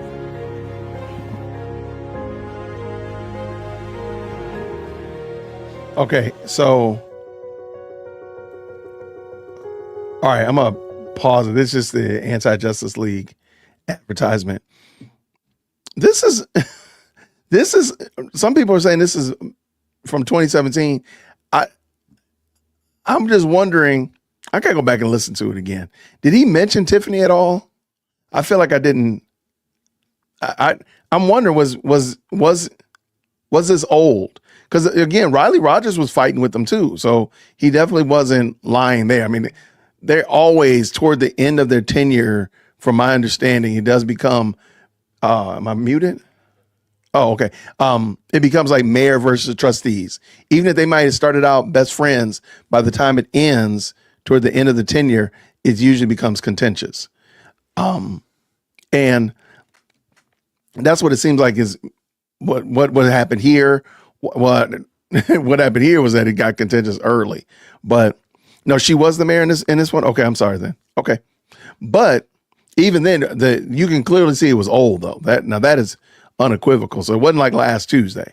So it definitely was an old discussion. And even in that, I don't think Stan Brown's, begging, like, let's go spend the money. I don't know if that's a good look. I don't know if that was a good look, Stan. I don't think that was the best thing. Let's go spend the money. Like, no, maybe we don't. Maybe that might be part of the problem, is that they are getting the money and they are spending it and not, first of all, looking at where you are fiscally. Are we in a good shape? Because again, y'all owe Chicago money for water. So are we taking care of the things that are important rather than saying, well, let's just go get money. Again, the mayor goes out and gets grants. The mayor goes out and gets bonds and this, that, and the other. And we come here, we got all this money. Let's go spend money like drunk sailors. Maybe we're not supposed to do that. Maybe we don't need to do that. And even with a skating rink right here, I'm just finding it interesting. They're never talking about, well, first of all, they're not talking about the things that people are concerned about, the money spends that people are concerned about. They're talking about whatever it is that they're concerned about. These are Tiffany's quote unquote receipts. That's not a good look. But after that, I don't hear anything business wise. I've not heard anything about businesses and people being able to take care of themselves. Because to me, and I understand there's a lot of things I don't get about this township model, but cutting your grass, doing your roof and windows, like what do these people actually, that's just a lot to me. I'm not down on them at all, but it just seemed like a lot. Like, man, they cutting down the trees, they cutting your grass, they're doing your roof, your windows. That's a lot. Paving your walkway, paving your alley. Now, I'm not saying that these are not things that towns should be responsible for, but some of those things just seem like those are home ownership issues. And with that being the case, I'm just a little bit floored. Like, how are you, full-throated, big-chested about taking care of people and not giving them ways to take care of themselves? I don't hear you talking about anything about businesses. I hear everything about what you're doing, but not getting out of the way to allow a business to come in. And like, for example, are you impeding small businesses to be able to come out and do lawn care? Are they able to come in there and get a business license? And, I got 5 mowers and 3 trucks and we go out every day cutting grass. Are we able to do that? Or are we competing with you? Because y'all are using that as a means, as a money generator. To me, that seems problematic though. This is I don't think this is a good look. I don't think this is at all a good look. I think the only thing that'll be worse is if she dropped that rap video. But yeah, I'm just looking real quick. That's not a good look. I'm gonna pull it back in. And if y'all want to, if y'all to say, hey, I've heard enough of this. But I just think this is interesting that these are her last ditch offerings. This is what she's dropping as the last key point that you want people to think about as they go to the polls on Tuesday. And I think they're still voting tomorrow. So even on Monday. So it just seemed like, what's the purpose of that? Like, none of this is new, by the way. That's another thing. Like, you could have dropped this, except the Anti-Justice League at the end. You could have dropped this video last week, a month ago. There's nothing new here. You could have just, again, she put the Anti-Justice League at the end of it. That's the only thing that's different. I mean, all the rest of this is pretty new. I'm sorry, pretty old.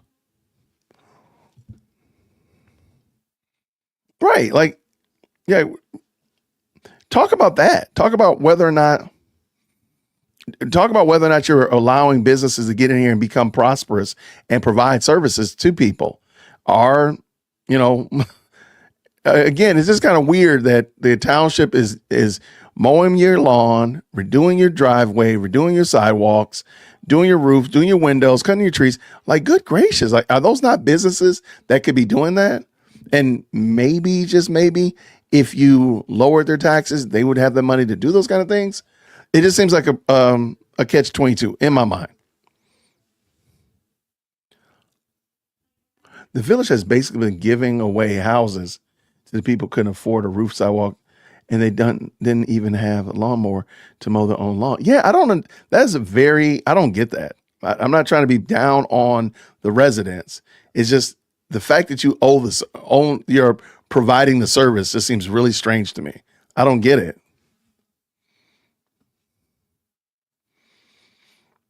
Okay, so Pisces says these people are proud homeowners. These people aren't poor like she pretends. They depend on lawn care and food boxes. Oh, I'm sorry, like they depend on lawn care and food. She does present it like, look, these people's grass would be 9 feet tall. They'd be, stomach could be touching their back if it wasn't for her. So I mean, they do present it like that. And to me, I think that's super problematic. The ice rink never made a profit. It's not open to the public. Yeah, I that's what I've heard. And the video that I have a video on my channel. Shout out to a resident who went around it and did a video of it. It looks like it's in ill repair. I don't see anything that rhymes with well maintained and taken care of. I might have to pull that video back up. Shout out to Crush 1933. Thank you so much for the gracious and kind super sticker. Appreciate you. Super chat, my favorite YouTube channel. Thank you so much, friend.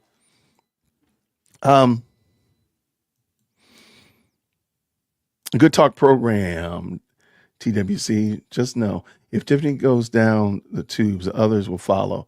God bless all the Dolton. Yeah, look, there's a lot of problems. There's definitely, when Tiffany gets kicked out of the mayoralship, there will be blood in the streets for sure. There's going to be heads will roll. That being the case, however, I still think that, in my opinion, just my observation, I still think Jason House presents the best option for this community to right the ship and get going in a better direction to safer harbors. Now, does that mean that they're always going to be rocking together? They're always going to be friends. They're always going to be kiki-kiing. I'm not going to hold my breath, but I think they will work together better. I pray that they work together better. And definitely if they do the good work of observing what's going on right now with their relationship with Tiffany, that they won't allow that kind of wedge to come through in their relationship as they're working together. If Clean House, let's say, for example, Jason House and his whole slate all fill in the slots, that they'll work tirelessly to make sure that they don't do what they saw with Tiffany and even with Riley Rogers and such of that nature. But I'm gonna hold out for that. You're right. I forgot about those tickets. Yeah, they were. I forgot. People were she was doing giving parking tickets and like this crazy $500 parking ticket thing. Yeah, I forgot about that. So those are things that people want to know about. Those things like the $500 parking tickets and all the travel. Those are things people are asking. Nobody's asking about a water park. I guarantee you there's not one person whose vote hinged on the fact that they didn't get a $600,000 water park in Dolton. I'm going to go out on a limb. I don't think anybody maybe even knew about it. Let's just tell the truth. I don't know when that was. But I think what they are worried about is the fact that you didn't deny anything that Lori Lightfoot said. Now, your lawyer did, but we want you to say, no, this is not true. And show the receipts of that. Oh, this is the ice tiles that we bought. Because, again, I still haven't seen anything that looks like ice tiles. Or whatever it might be, whatever the issue might be. No, I spent this money and I had permission to spend this money, even though they said that the limit was $5,000. Here's the proof that I had permission to spend $10,000 or $40,000, whatever it is. Here's the proof. That's what I think people want to see. People are not interested in a tongue lashing from Stan Brown about work with Tiffany. I don't think anybody woke up this morning to hear that. What they want to hear, however, is what is going on. I have an update. I have pictures of the skating rink. I got a little video montage. Hold on. It was on February the 13th. Hold on a second. Yeah, I don't think. Yeah, I'm gonna just show it real quick and.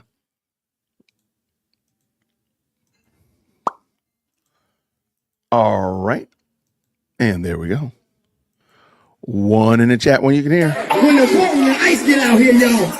When they gonna be off the chain, y'all? We like to wait. Captain welcome. Money Mike, all the way from WGCI 107.5. Let's go. Okay, just real quick. You can see that this is glazed over. It looks really new and fresh. It looks well waxed, if you will. This is when the skating rink was fairly new.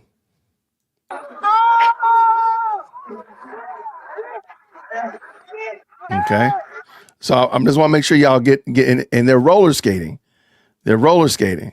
And I've yet to see anybody say that they were ice skating there. But I mean, I don't know. But in a moment, you'll see what it looks like, what it looked like as of like 2 weeks ago, 3 weeks ago, please forgive me, when this person sent me the video. Okay, so here we go.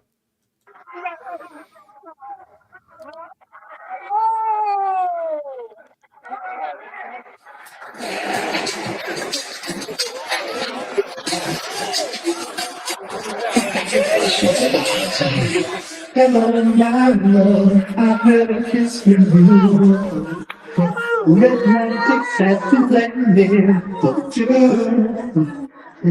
All through the morning rain, the sound of the night. Rainbows and waterfalls run through my mind. In the garden, I see what's purple shower back to you.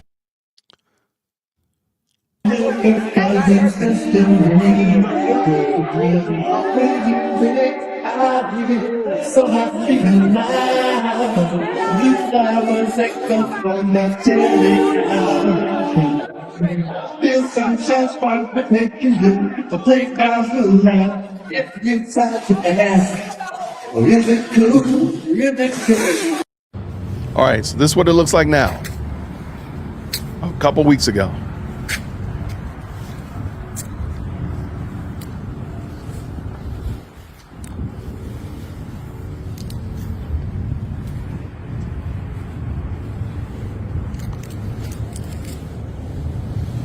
You can see that lacquer or whatever that was the surface is truly peeling up. It's peeling up. It's not just this is it looks like a smooth concrete with a polyurethane. That's very possible. That's very possible. I don't know, but you can see whatever this is that was there is now peeling up. Let's keep going. Like look at that. Look at that. That's just completely peeled up. Yeah, I don't know what the 1.3 million was. I don't know. Somebody got a Hellcat out of that, but I don't think it went into this.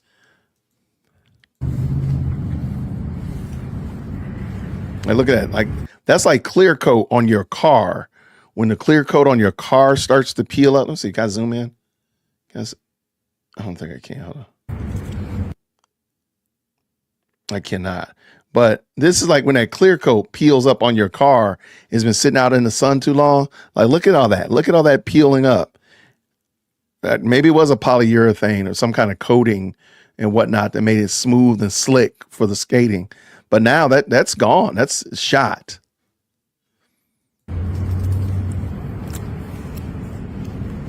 You actually hear it crunching as he's walking. As he's walking out here, you hear it crunching as he steps on that peeled up whatever. So imagine what the skating rink. If you can't keep up with a skating rink, imagine what would have happened with a water park. Like that would have been my pushback. Hey, we can't even take care of the skating rink. Like why are we worrying about a water park? That should be the pushback. Look at that. All that polyurethane, whatever that slick surfacing is done. It's cooked.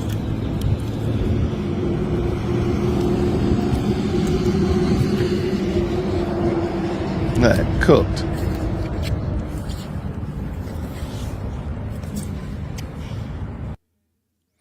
All right, so that was the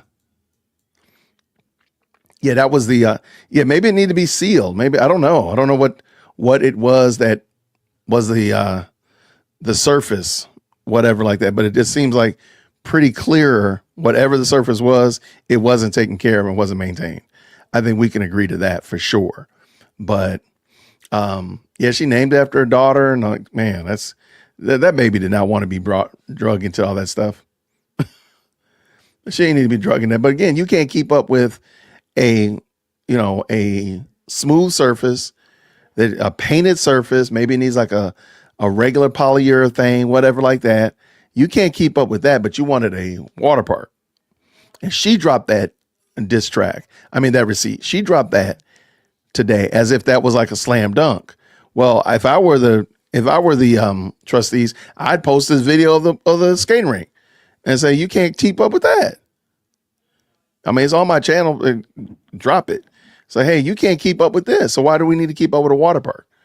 And who knows how the maintenance, who knows all of the nuances as it relates to that. I mean, there's a lot of moving parts in a water park, for crying out loud, that probably would be far. I mean, you can't keep up with a smooth surface. You want to keep up with a water park? Make it make sense. Make it make sense. Yeah, I don't even know what happened to the skates. That's a great question. Where did the skates go?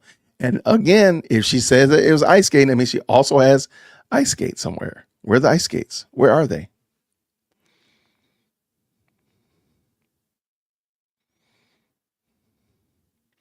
Okay.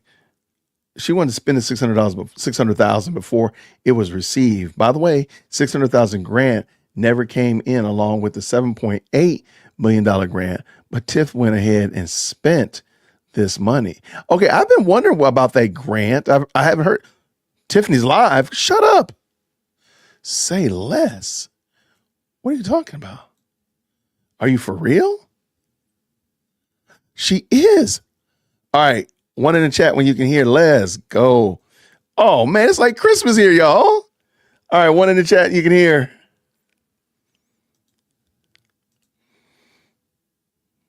Okay. She said she got a test live. Okay. There's no audio yet, so, by the way. It looks like she's trying to use StreamYard. Oh.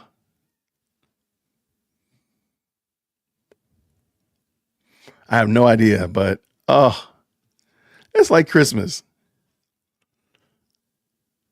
All right, let me jump over here and see. Yeah, it's not muted, so I don't know why. Let me back up and see if they ever had any audio. It seems like she doesn't have her audio on because mine is up, ready. Oh, this was all it was? Okay. She was just testing it out. Well, she's not live anymore. Okay, cool. All right. Well, okay. We tried.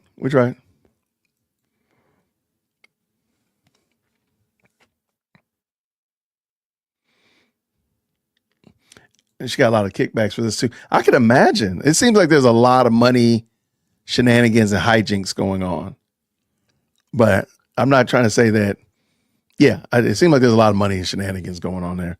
Money hijinks, like, oh, there's $600,000, but it costs $300,000, and this stuff disappears. Why does she not go online, stream on her YouTube channel? That would make more sense to me. As if, I am the bastion of sense making.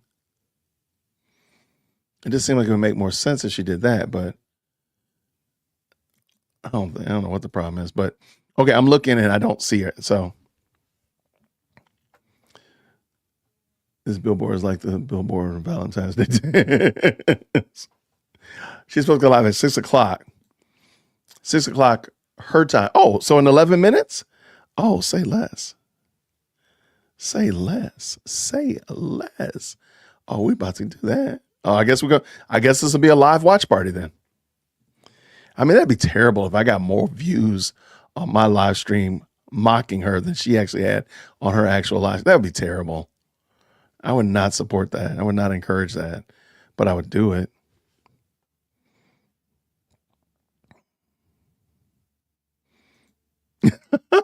I thought it was about to go down too, man. Shout out to everybody. All right, so we're going to watch this. Now we're going to look. In the meantime, let's go ahead and get us, Let's look at this Stan Brown. Do y'all want to watch that Stan Brown again, or y'all kind of over the tongue lashing? Totally unfair. Yeah, because it worked. So it's clearly the audio was on her end.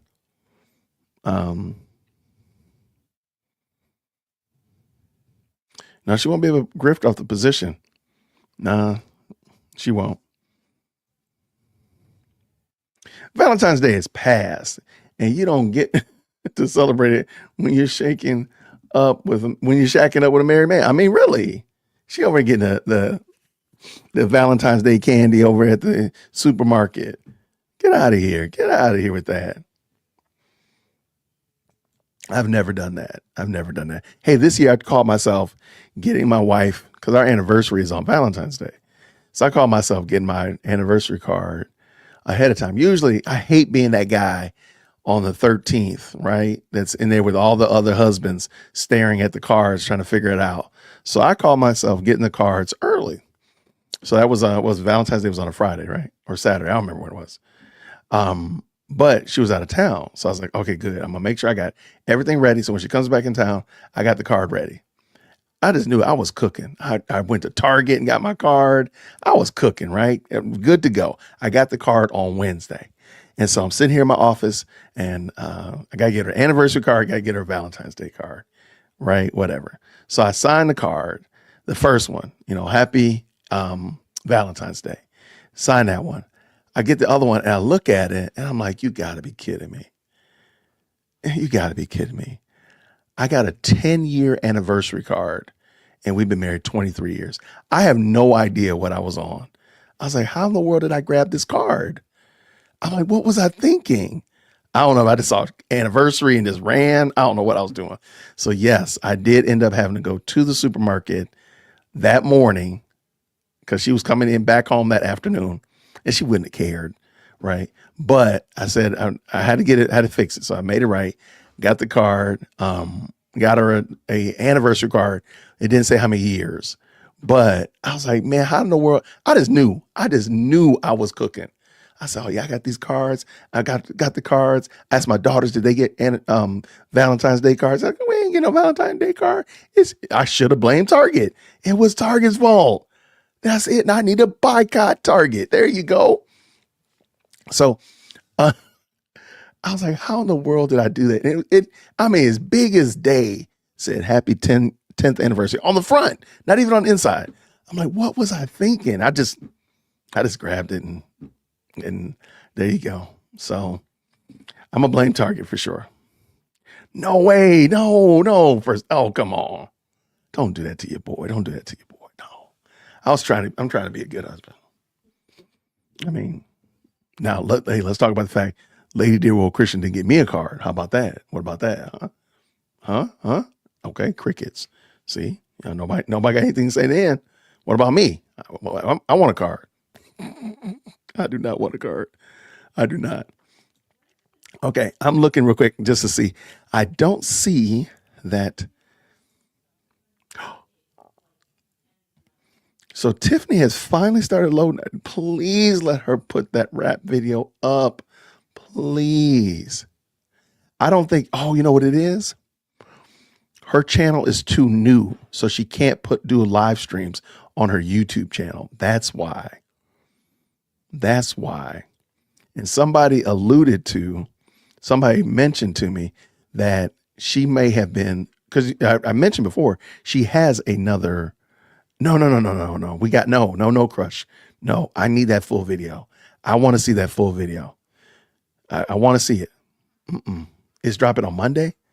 Drop it tonight. Come on.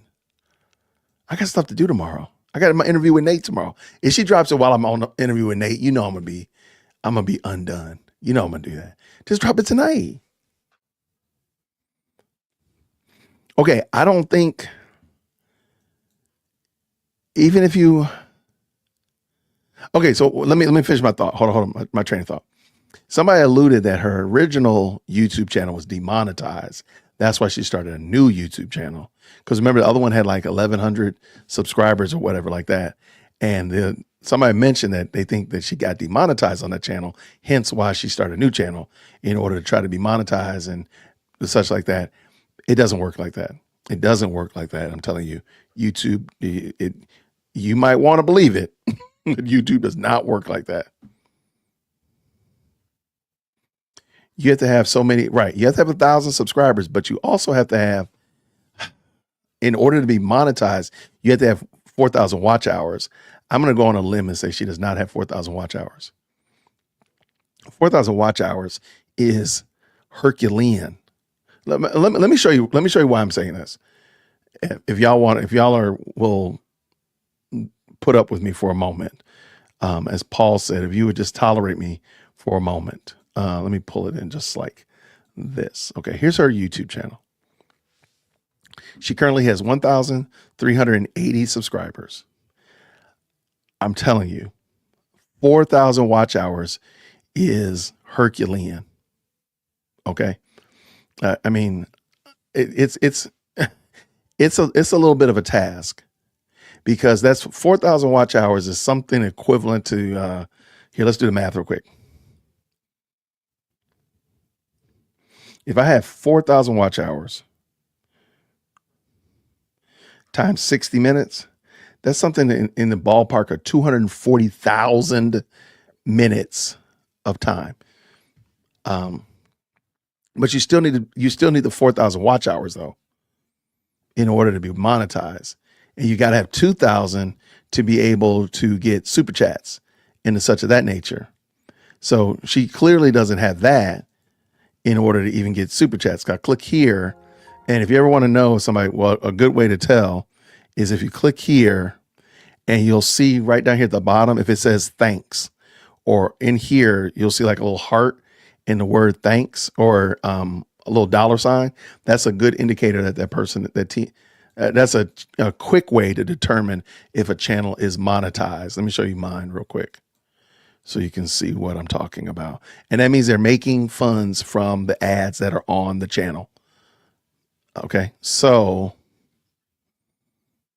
all right, so, okay, so I'm gonna pull mine back in. Let me drop this out of the way. And all right, got it. All right, so this is my video on Kobe, Mayor Kobe here in Atlanta, South Georgia. If you see right here, down here at the bottom, you'll see share, promote, download, and then let me make this, can I make it bigger for y'all? I don't think I can, but there's this little thanks right here. And then you click on that and you can do a super chat, or a super thanks rather, or a super sticker. That's a good indicator if a channel is monetized. And so Tiffany's channel is not monetized. So, and I'm going to go on a limb and say it's probably,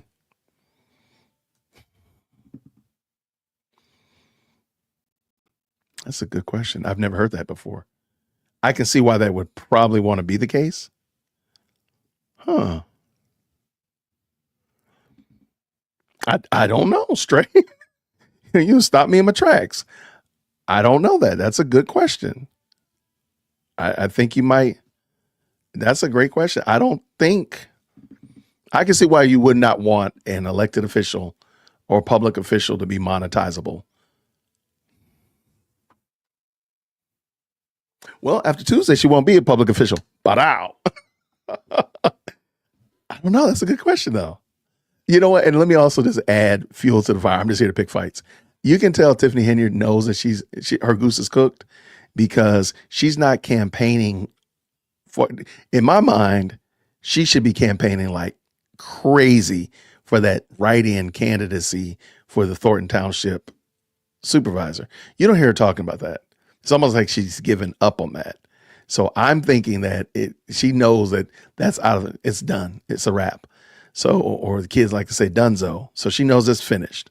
So all she has is this mayoralship, and that's what she's clamoring for. But after Tuesday, we'll see. I don't think she's going to have that either. Yeah, I can't see she's going to start a rap career. It's going to be problematic. But she'll be in office until May unless they come up with some way to remove her. But I don't think people are explaining to me that Illinois is not like Georgia here. You know how that mayor in South Georgia, South Fulton, please forgive me. They quickly shut that thing down. They deactivated his badge. They locked him out of his door. And they said, bring us back that city car. Bring us all that back. I don't think they're like that up there in Illinois. So, because if they were, they would have probably done something like that if they could have. But let me real quick make sure. Okay, I'm over here on her channel. Oh my gosh, how crazy would that be if she went live right now?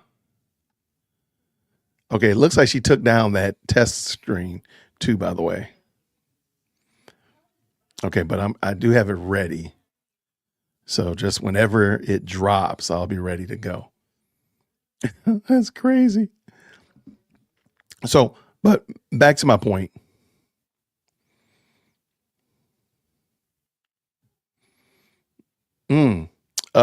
Back to my point.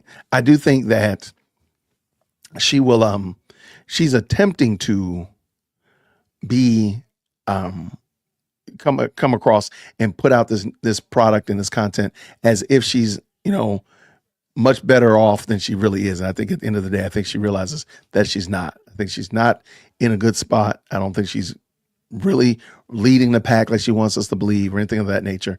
I do think that she knows it's her goose is cooked, but she's got to at least put on the facade, at least try. But that's my assessment of it. I don't think that there's some people that have said other things. But we will see for sure. What do we have here? I see I'm just looking to see if anybody else has any other link or anything like that. I don't see anybody else showing it. So y'all said she's going live at 6 o'clock. So it's 6 o'clock now. I am ready. And let me just pull it in just in case. There we go. God won't bless you with the success you deserve until you remove those snakes out of your circle. He's protecting you. Okay. All right. He knows how giving you are. He knows you're going to bless people who don't deserve it. He knows. Okay. All right. Yeah, this right here. I don't think this really hit like, I don't believe that this Stan Brown hit like she probably intended it to. Okay. Now is more. Okay. So looking at this right here.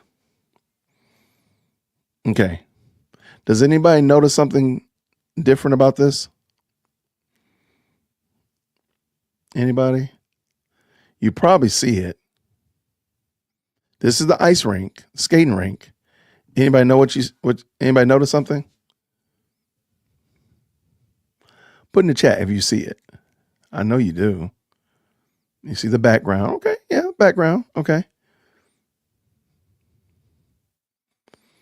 It doesn't look real. Okay. I think it's probably real. I'll give them that. Ah, wait. It's white. What do you think it is? I'm wondering if this is the tiles. It's covered. I'm wondering if this is the tiles. I don't think it's snow. I don't see any reason to believe it's snow, but it could be snow. Maybe it could be. But I think this is the tiles. I think these are the ice tiles. I think. I have no reason.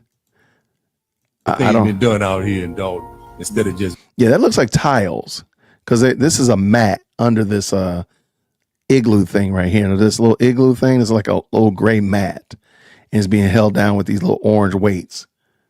Yeah, I think it's the tile. So here's my question then: where are the tiles now? Where are they now?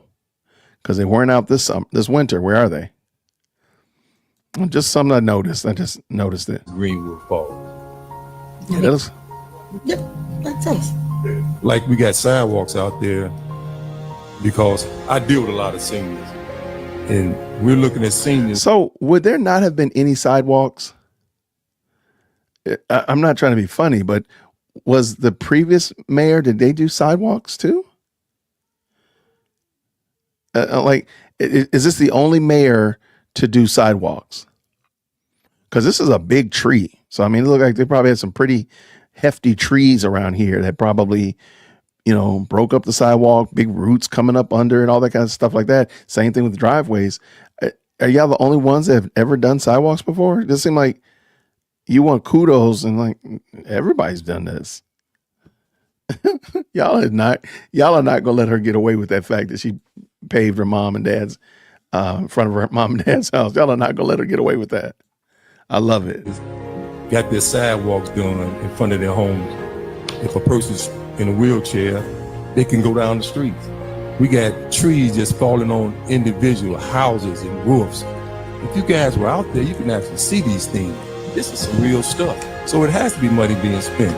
In order to run a village, you're going to have to get bonds. You're going to have to get loans. We're not making enough money to pay the police department and fire department and public works. Those are some expensive entities that we have to pay for to run a village. So we can give out tickets and code enforcement and give out citations. That's still not enough money. We had to get some bonds. We had to borrow some money. That's automatic to run a village. Every village around is doing that.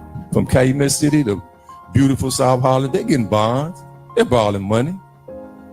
But I hear you, other trustees, and I'm not picking sides, but I'm just looking at what we're going to do. Just keep fighting and get nothing done. It's unfair to say the mayor's just spending money. Where? Where's she putting the money at? Not in her pocket. It's going out here to the residents. Yeah, we all stakeholders out here. But just look around. If you've been riding around Dolton, you can definitely see some improvements. Go from 146 in Indiana all the way over to Maple. The whole street been paved. I went down some alleys paved. My alley looked like Vietnam. Potholes and everything. But there's some other residents that's getting alleys put together. For my 33 years out here, I've never seen an alley getting paved. They had the 50-50 program. Yeah, we was jumping up hallelujah for 50-50 program. Right now, we talking about zero to the residents. Yeah, it's grants being put out here. And it's Hey, real quick, if somebody could keep an eye on the Facebook and let me know just in case she goes live while we're doing this, because I'm actually, let me see. I'm actually in it, and I'll have to close it out if in order to check it. So if you could just keep an eye on it, I'd appreciate it. some more grants still sitting on the table to be actually utilized. But let's get what we can get now, because all it look like it's going to be is just a fight from here on out till we get to election time. That's unfair to the residents. We fighting right now when we should be putting that money where it should be utilized at, and continue taking care of the residents, because we're going to have a deficit. You have to spend money. You got to spend money to run a village, but as long as you can show something for it. So what we're going to do, just keep fighting? That's what it is. Yeah, I see a power struggle right here, and it's total disrespectful. Total disrespectful. And yeah, the residents going to speak, but I say to you residents, pay attention to who you're electing in there, because they can talk smart at the meeting, but can they do something? Are they gonna move the rock? Because right now, it's some residents, you're getting some good stuff. I done seen windows and roofs go up. Sidewalks, trees trimmed. People getting fed. Yeah, we need a little action out here. Yeah, I was at the roller rink the other day. It was awesome. Awesome. That's a money revenue right there. I understand. That's gonna bring some kind of dollars in. Yeah, we had to spend money to put it up, but we gonna get a chance to get a few dollars back. Give it a chance. But I just say this here to you, my fellow board members, what are we doing as a whole to help bring some? Let's get on board. Just as you doing the mayor, you got her back against the wall. What do you expect her to do? Give her some room. Give her a little room in the back so she can wiggle out and say, okay, we can sit down and come to a happy medium. But you guys are not giving no room to get to the happy medium, because he just fight. So we're going to fight till election time. And she going to get out there and go hustle that money up, let her hustle up, bring it on back, and let's spend it. Let's spend that money. That don't sound good, man. What, we going to try and save all the money all the way through the end of the year and don't have nothing? We need to check ourselves out, because we're not doing a good job as a board. But we at the point we don't even talk to each other. I used to have conversations with some of my board members. We don't talk no more, only when we come here. And I got attitude about that. Yeah, I bring you peppermints and all that. Yeah. You ask me to get one of your seniors grass cut, I go over there and get your grass cut for them? Come on. We have some real live enemies with one another. We shouldn't be like that. Okay, so and somebody mentioned that Stan Brown has a lawn care service or somehow or another. He's getting a little bit of love offering from that. And again, I just want to know, what are they doing to encourage, spur small businesses in that area above just saying I'm competing with the township? Like, because that's what it looks like. It looks like the township has businesses, and whether it be a roofing service, window service, lawn care, tree, sidewalk, paving, and such like that. I don't expect residents to pave. I don't expect residents to do their own sidewalks. However, like tree trimming, it just seemed like that would be something that, like I keep saying, I got to take care of my own trees here. And it just seemed like, and there are companies that compete when we have storms, because where we live, we have lots of pine trees, and they used to be falling all the time. It was very hectic. It was very stressful. But they would always compete, always out here. If there was a storm, they're always putting them in my mailbox, sliding by my door, stuff like that, trying to get me to tap them to come remove trees or cut down trees preemptively, do some pruning, blah, blah, blah. But what's the it just seems like it's the township. And that just seems like there's a lot of problems. Some of the problems that they're having, in my opinion, are because the way they do this. Like, I don't think the township should be managing trees unless it's on the township's property. But just residents' trees, and they're cutting down trees in my neighborhood, that I should be getting that done.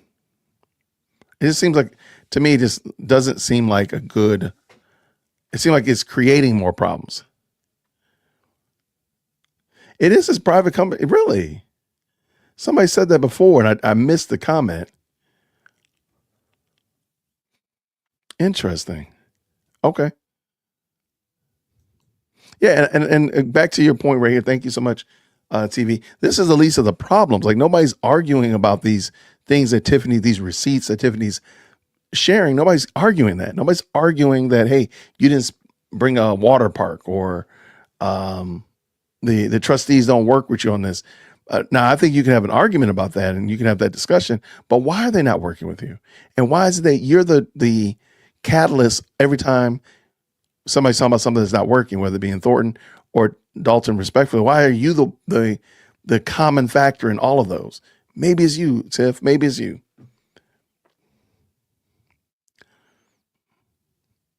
And they like this narrative, right? That the residents can't take care of themselves and feed themselves or think for themselves, right?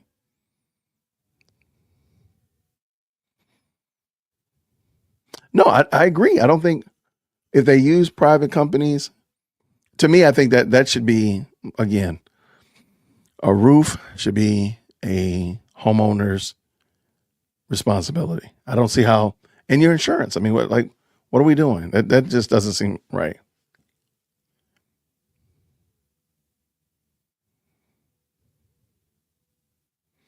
Okay, let's keep it going. All right, I don't see her going live. Maybe she knows I'm going. Maybe she knows I'm waiting for her. She's like, look, I ain't gonna go live because dear old Christian ready to call me out.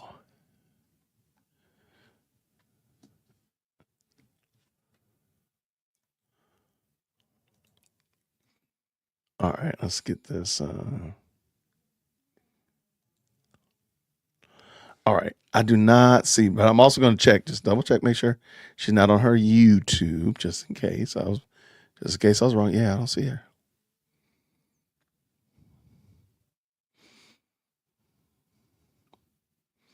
No, it's not me. It's her, right? That's what I'm saying. Like, Tiffany, there's something at some point you're going to have to admit and come to grips with. You might be the problem.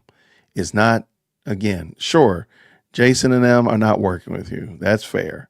But at some point, you're going to have to recognize that calling Carmen Carlisle isn't a good look. Being uber petty like that isn't the sign of a mature leader. That's just not it. And if you're not able to work with people, again, the picture is coming across very clear that you're difficult to work with, that you're not able to work with other people with different ideas. And please don't be confused. Just because you have the Anti-Justice League, they're not going to always work with you. There are going to be instances where y'all are not going to be in agreement. Prayerfully, they won't come into office, and you'll be elected out, and they'll never be elected ever, and that'll be it. We're done with that. But if they were, please understand, there's no way you're gonna get 5 women to agree all the time about everything. This just don't make no sense. This is not reasonable, and there will be pushback. There will be a level of cantankerousness. I can see 2 people right here. I can believe that they'll probably fall out with Tiffany before. I think they would fall out with Tiffany before too long if they were able to get in. There's 2 of them I'm just looking at. I'm not saying that I know it emphatically, but I'm just looking at them like, they probably would fall out with them. That's what I'm saying. But back to the point, Tiffany, you're not able to work with people. Even look at this picture. Look at this picture. This picture denotes I am so much bigger. I'm so much greater than you. I am not on your level at all. Like, again, I'm not saying that, of course, the mayor is different than the trustee and the clerk. I'm not saying it otherwise, but I'm just saying, like, even the picture comes across super duper. I am so much better than you. And let me go back and look. Hold on 1 second. All right, let me go jump over here to look at Jason's. And I just want to see, does he do this? Does he do that? I don't think he does. And let me look at his mailer.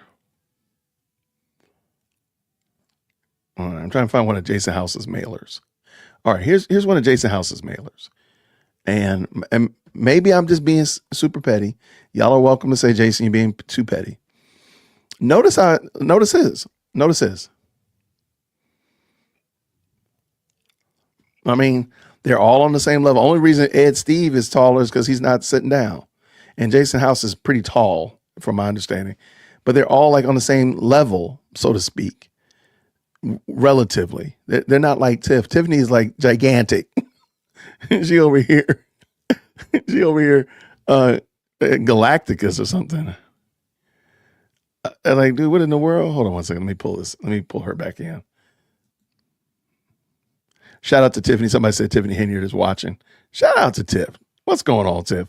Come on. Why don't you come on? Like, shoot me an email, dearwokeC@gmail.com, Tiff.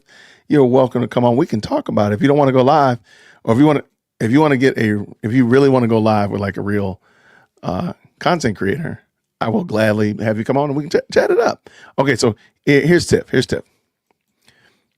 All right. Whoa, what'd I do? Okay. Look at this picture here. Again, like, they're not on the same level. It could be just, schematics, because they're all wearing, all of them are wearing blue, and then she has gray on. Maybe that's what they were trying to project. But, here, Jason House, they all have blue on. Kiana has gray on, but she's not above anybody else. I'm just saying. They look like a family. They look like they work together. I'm praying that they do. I'm praying that they're able to overcome on Tuesday, and that they're able to show something different than what people are used to seeing, these 5 not fighting with each other when their tenure is running up. Okay. By the time they get to the end, they should all, by God's grace, still be working together. How great would that be? What a difference that would be compared to what we've seen in other instances. But, again, just looking at this, like, look how much bigger she is than them. And she got copyrighted music in it. Like, look, I'm all about it. It's all about things that I've done. My work speaks for itself. But really? Okay.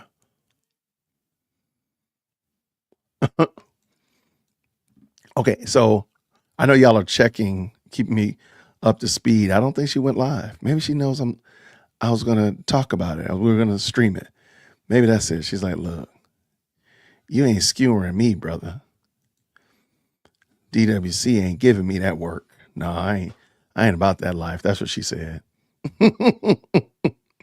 She probably said, look.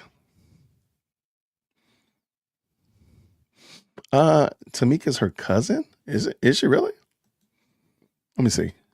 Wait, who's Tamika? Let me see. Hold on. All right, so Tanika Hughes is her cousin? Really? Oh, man.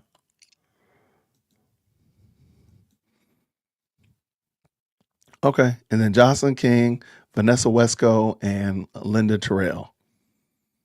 Okay. No, I think it's gonna be interesting to say the least. But yeah, shout out to the 500 people that are already in the chat. We were waiting for Tiff to go live, and she's threw us under a bus. You know what? I'll drop another one of my.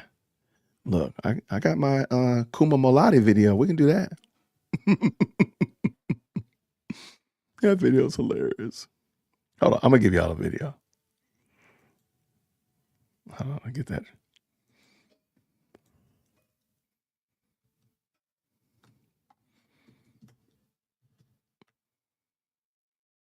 All right. I need to just have this video ready. That's what I should have did. Okay, so while we waiting, I figured this might be a fun little intermission. All right, real quick. Here we go. Hey, y'all, come look at this. For the record, again, for the 18th time, my comment still stands. Go to communications, COMMUNICATINOS at codolton.org if you have any questions or comments.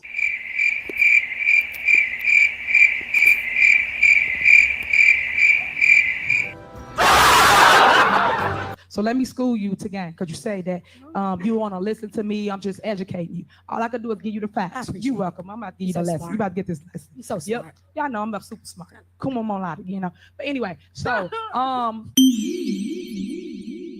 Kuma Molati, you know. But anyway, Kuma Molati, you know. Kuma Molati, you know. But anyway.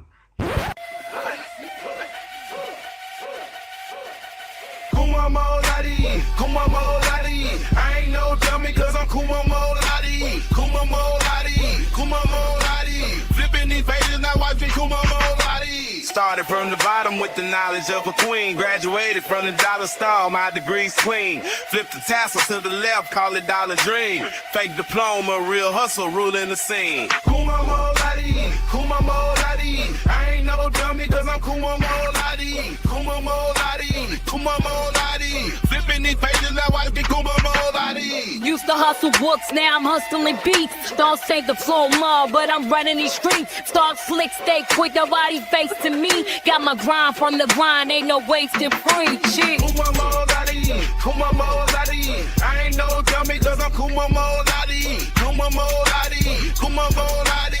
Flipping these pages, now watch me Kuma Molati. Stacking them pennies, but now I'm stacking racks. Fake degree in hand, made it with no sad backs. Hustling on the grind, I make this paper stack. Dollar store diploma, but I'm never looking back. Haters gonna hate, but I just celebrate. From bargain deals to meals, on a silver plate. Shortin' with my style, destiny's my fate. Kuma Molati, I'm the one they imitate. Kuma Molati, Kuma Molati. I ain't no dummy cause I'm Kuma Molati. Kuma Molati, Kuma Molati. I ain't no dummy cause I'm Kuma Molati. Dollar store degree, my hustle so superior. Bright mind, sharp grind, climbing up the interiors. From the block to the stage, they be knowing my name. Kuma Molati, yeah, I'm switching the game. Kuma Molati, Kuma Molati. I ain't no dummy cause I'm Kuma Molati. Kuma Molati, Kuma Molati. Flipping these pages, now watch me Kuma Molati. Kuma Molati, Kuma Molati. I ain't no dummy cause I'm Kuma Molati. Kuma Molati, Kuma Molati. I ain't no dummy cause I'm Kuma Molati. Kuma Molati, you know. But anyway, Kuma Molati, you know. Kuma Molati, you know. But anyway. Communication. COMMUNICATINOS. So stop with the grandstand for the 18th time. You guys got to learn to get out your feelings because you guys want to be petty.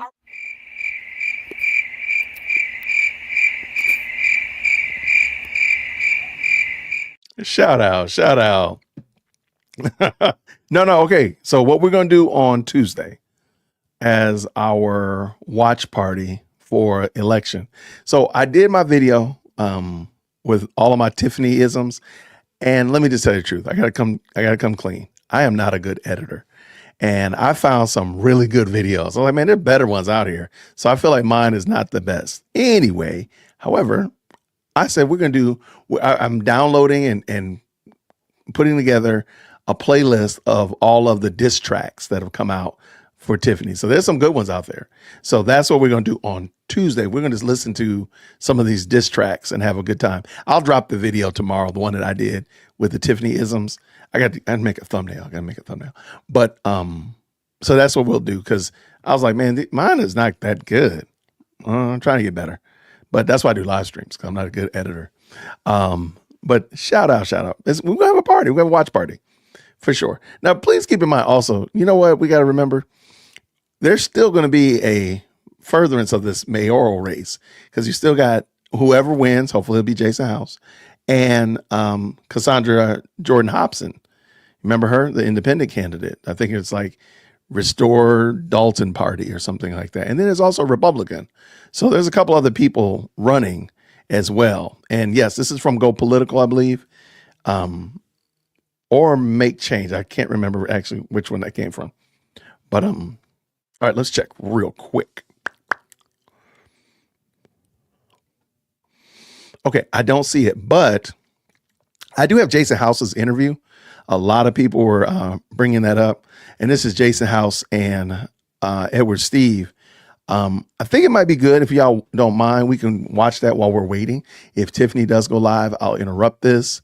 And let me leave the link for it as well, just in case. So we can, if that's okay. Do y'all want to watch the Edward Steve and Jason House interview? Just one in the chat. Give me a one in the chat if you like. Yeah, we can do that.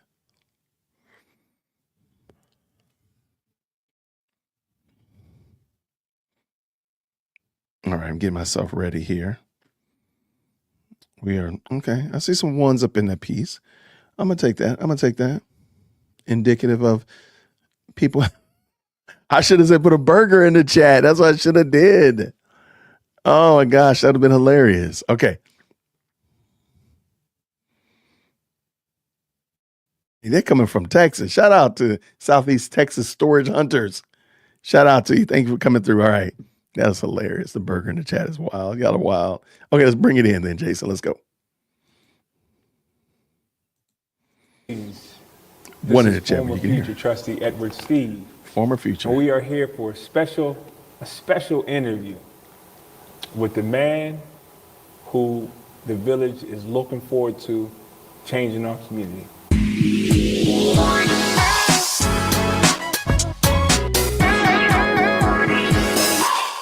Who's here to lay out his plan so we get to know him better and to get Dolton out of the mess that we are in. So, with no further ado, we are here with Senior Trustee Jason House. How you feel today? I'm feeling wonderful, and I like that former future. I like the future part much more than the former. Yeah. You deserve to be up there with us, all the work you do behind the scenes. So, yes, sir. I'm glad to be here. Yes, sir. I appreciate that. So we're going to get started right away. You see I got my notes this time because I got some good questions. The first question, who are you? Tell us a little bit about you, Jason House. Jason House is somebody that grew up in Dolton. So I actually moved to Dolton in 3rd grade.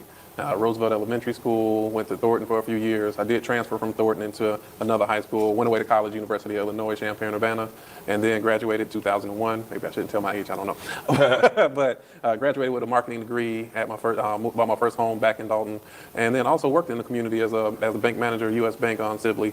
So at 15 plus years in banking, serving the community, and that's kind of just been my passion. Yeah. So a lot of people, when you out going door to door, some people remember you from U.S. Bank.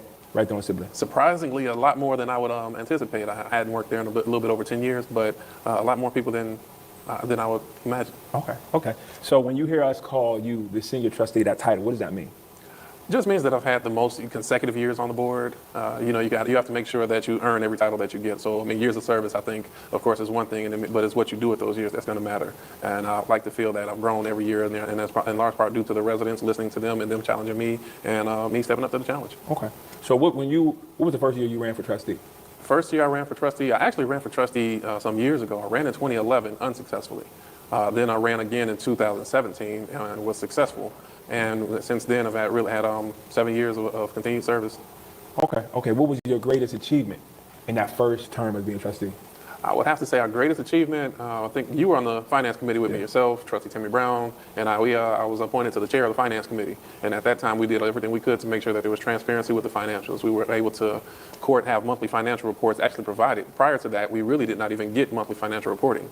But through the work that we all did together, we got a monthly financial notes. We were able to review it, and we started to see the reserves actually build up, in particular in our general fund, which is where primarily our finances come from, or our bills are paid out of.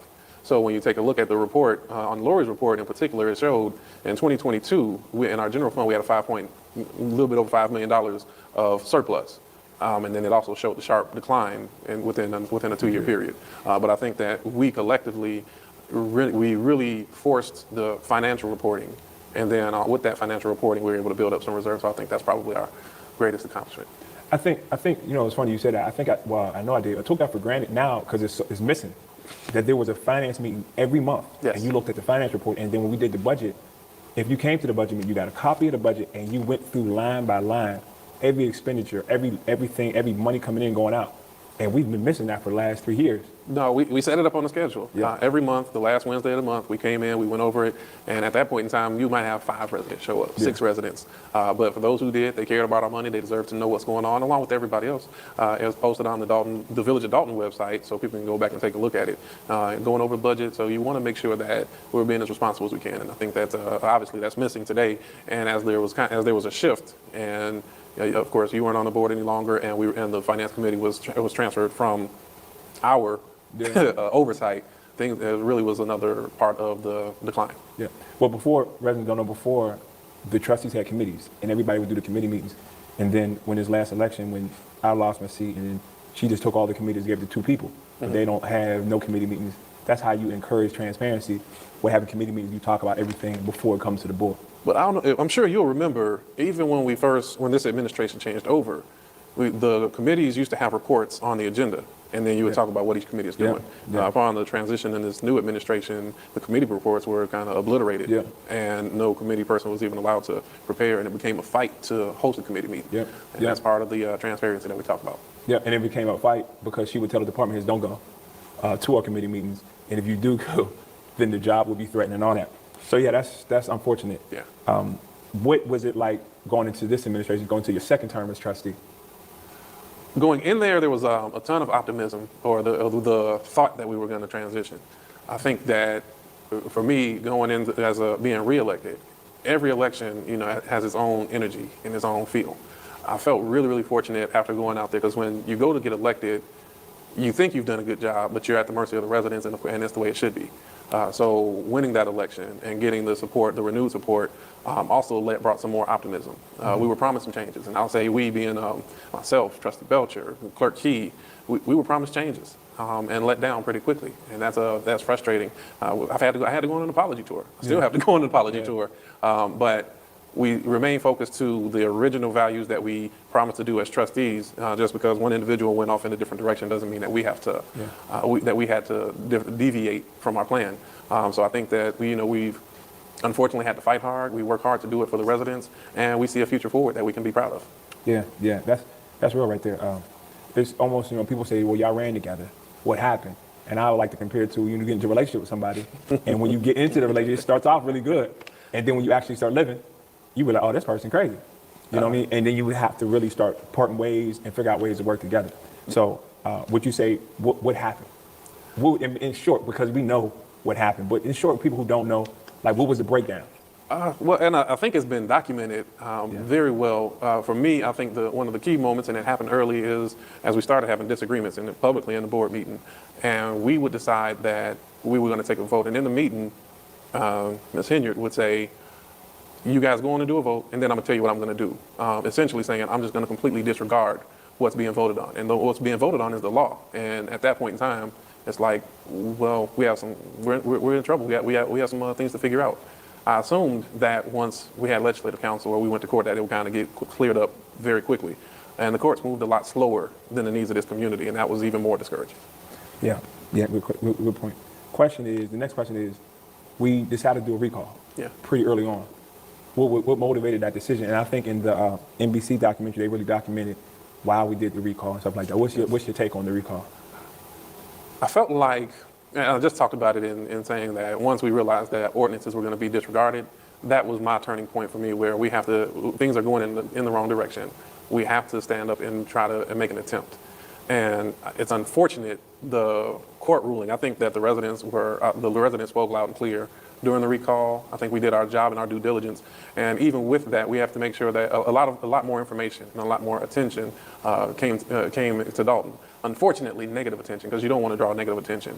I would say from a board member standpoint, our first obligation was to try to sit down and try to figure things out. And you know how many meetings we had with pastors and talking about trying to have just getaways where we can bring it together. And it didn't work. And not only did it not work, the energy from Ms. Henyard and team got a lot more vicious towards the board. And more importantly, I want to say towards the board, towards the residents and towards the community. And once it starts getting to that boiling point, you have to take some extreme steps. I think the recall was a last resort.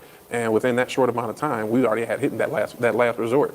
And even throughout that time frame, you know how many meetings we've had trying to see if we can smooth things over to not go in that direction. But it became increasingly clear that communication or cooperation was not going to be had in this administration. So I felt it was a necessary step. Yeah, and it's important to point out, people say, well, can't y'all just sit down and talk about it and sit back and can't y'all figure this out in the back room? We've had meetings, we've had intervention. Yes. Can y'all do this? Can y'all do that? It is hard to sit down and compromise with somebody who doesn't want to compromise. Yes. And we always compromise. I want to hit on the first budget and I've hit this on other interviews, the type of money that this administration had starting out. We gave her so much. New fire trucks, new police cars, new police officers. We wasn't able to do that for the last 4 to 6 years of put that much money in the budget, but because there was reserves coming out of COVID. Talk about the money that we voted for this administration when they first got in. Well, I think I would say we voted for it for the people because we saw the need and we saw that we had the ability to do it.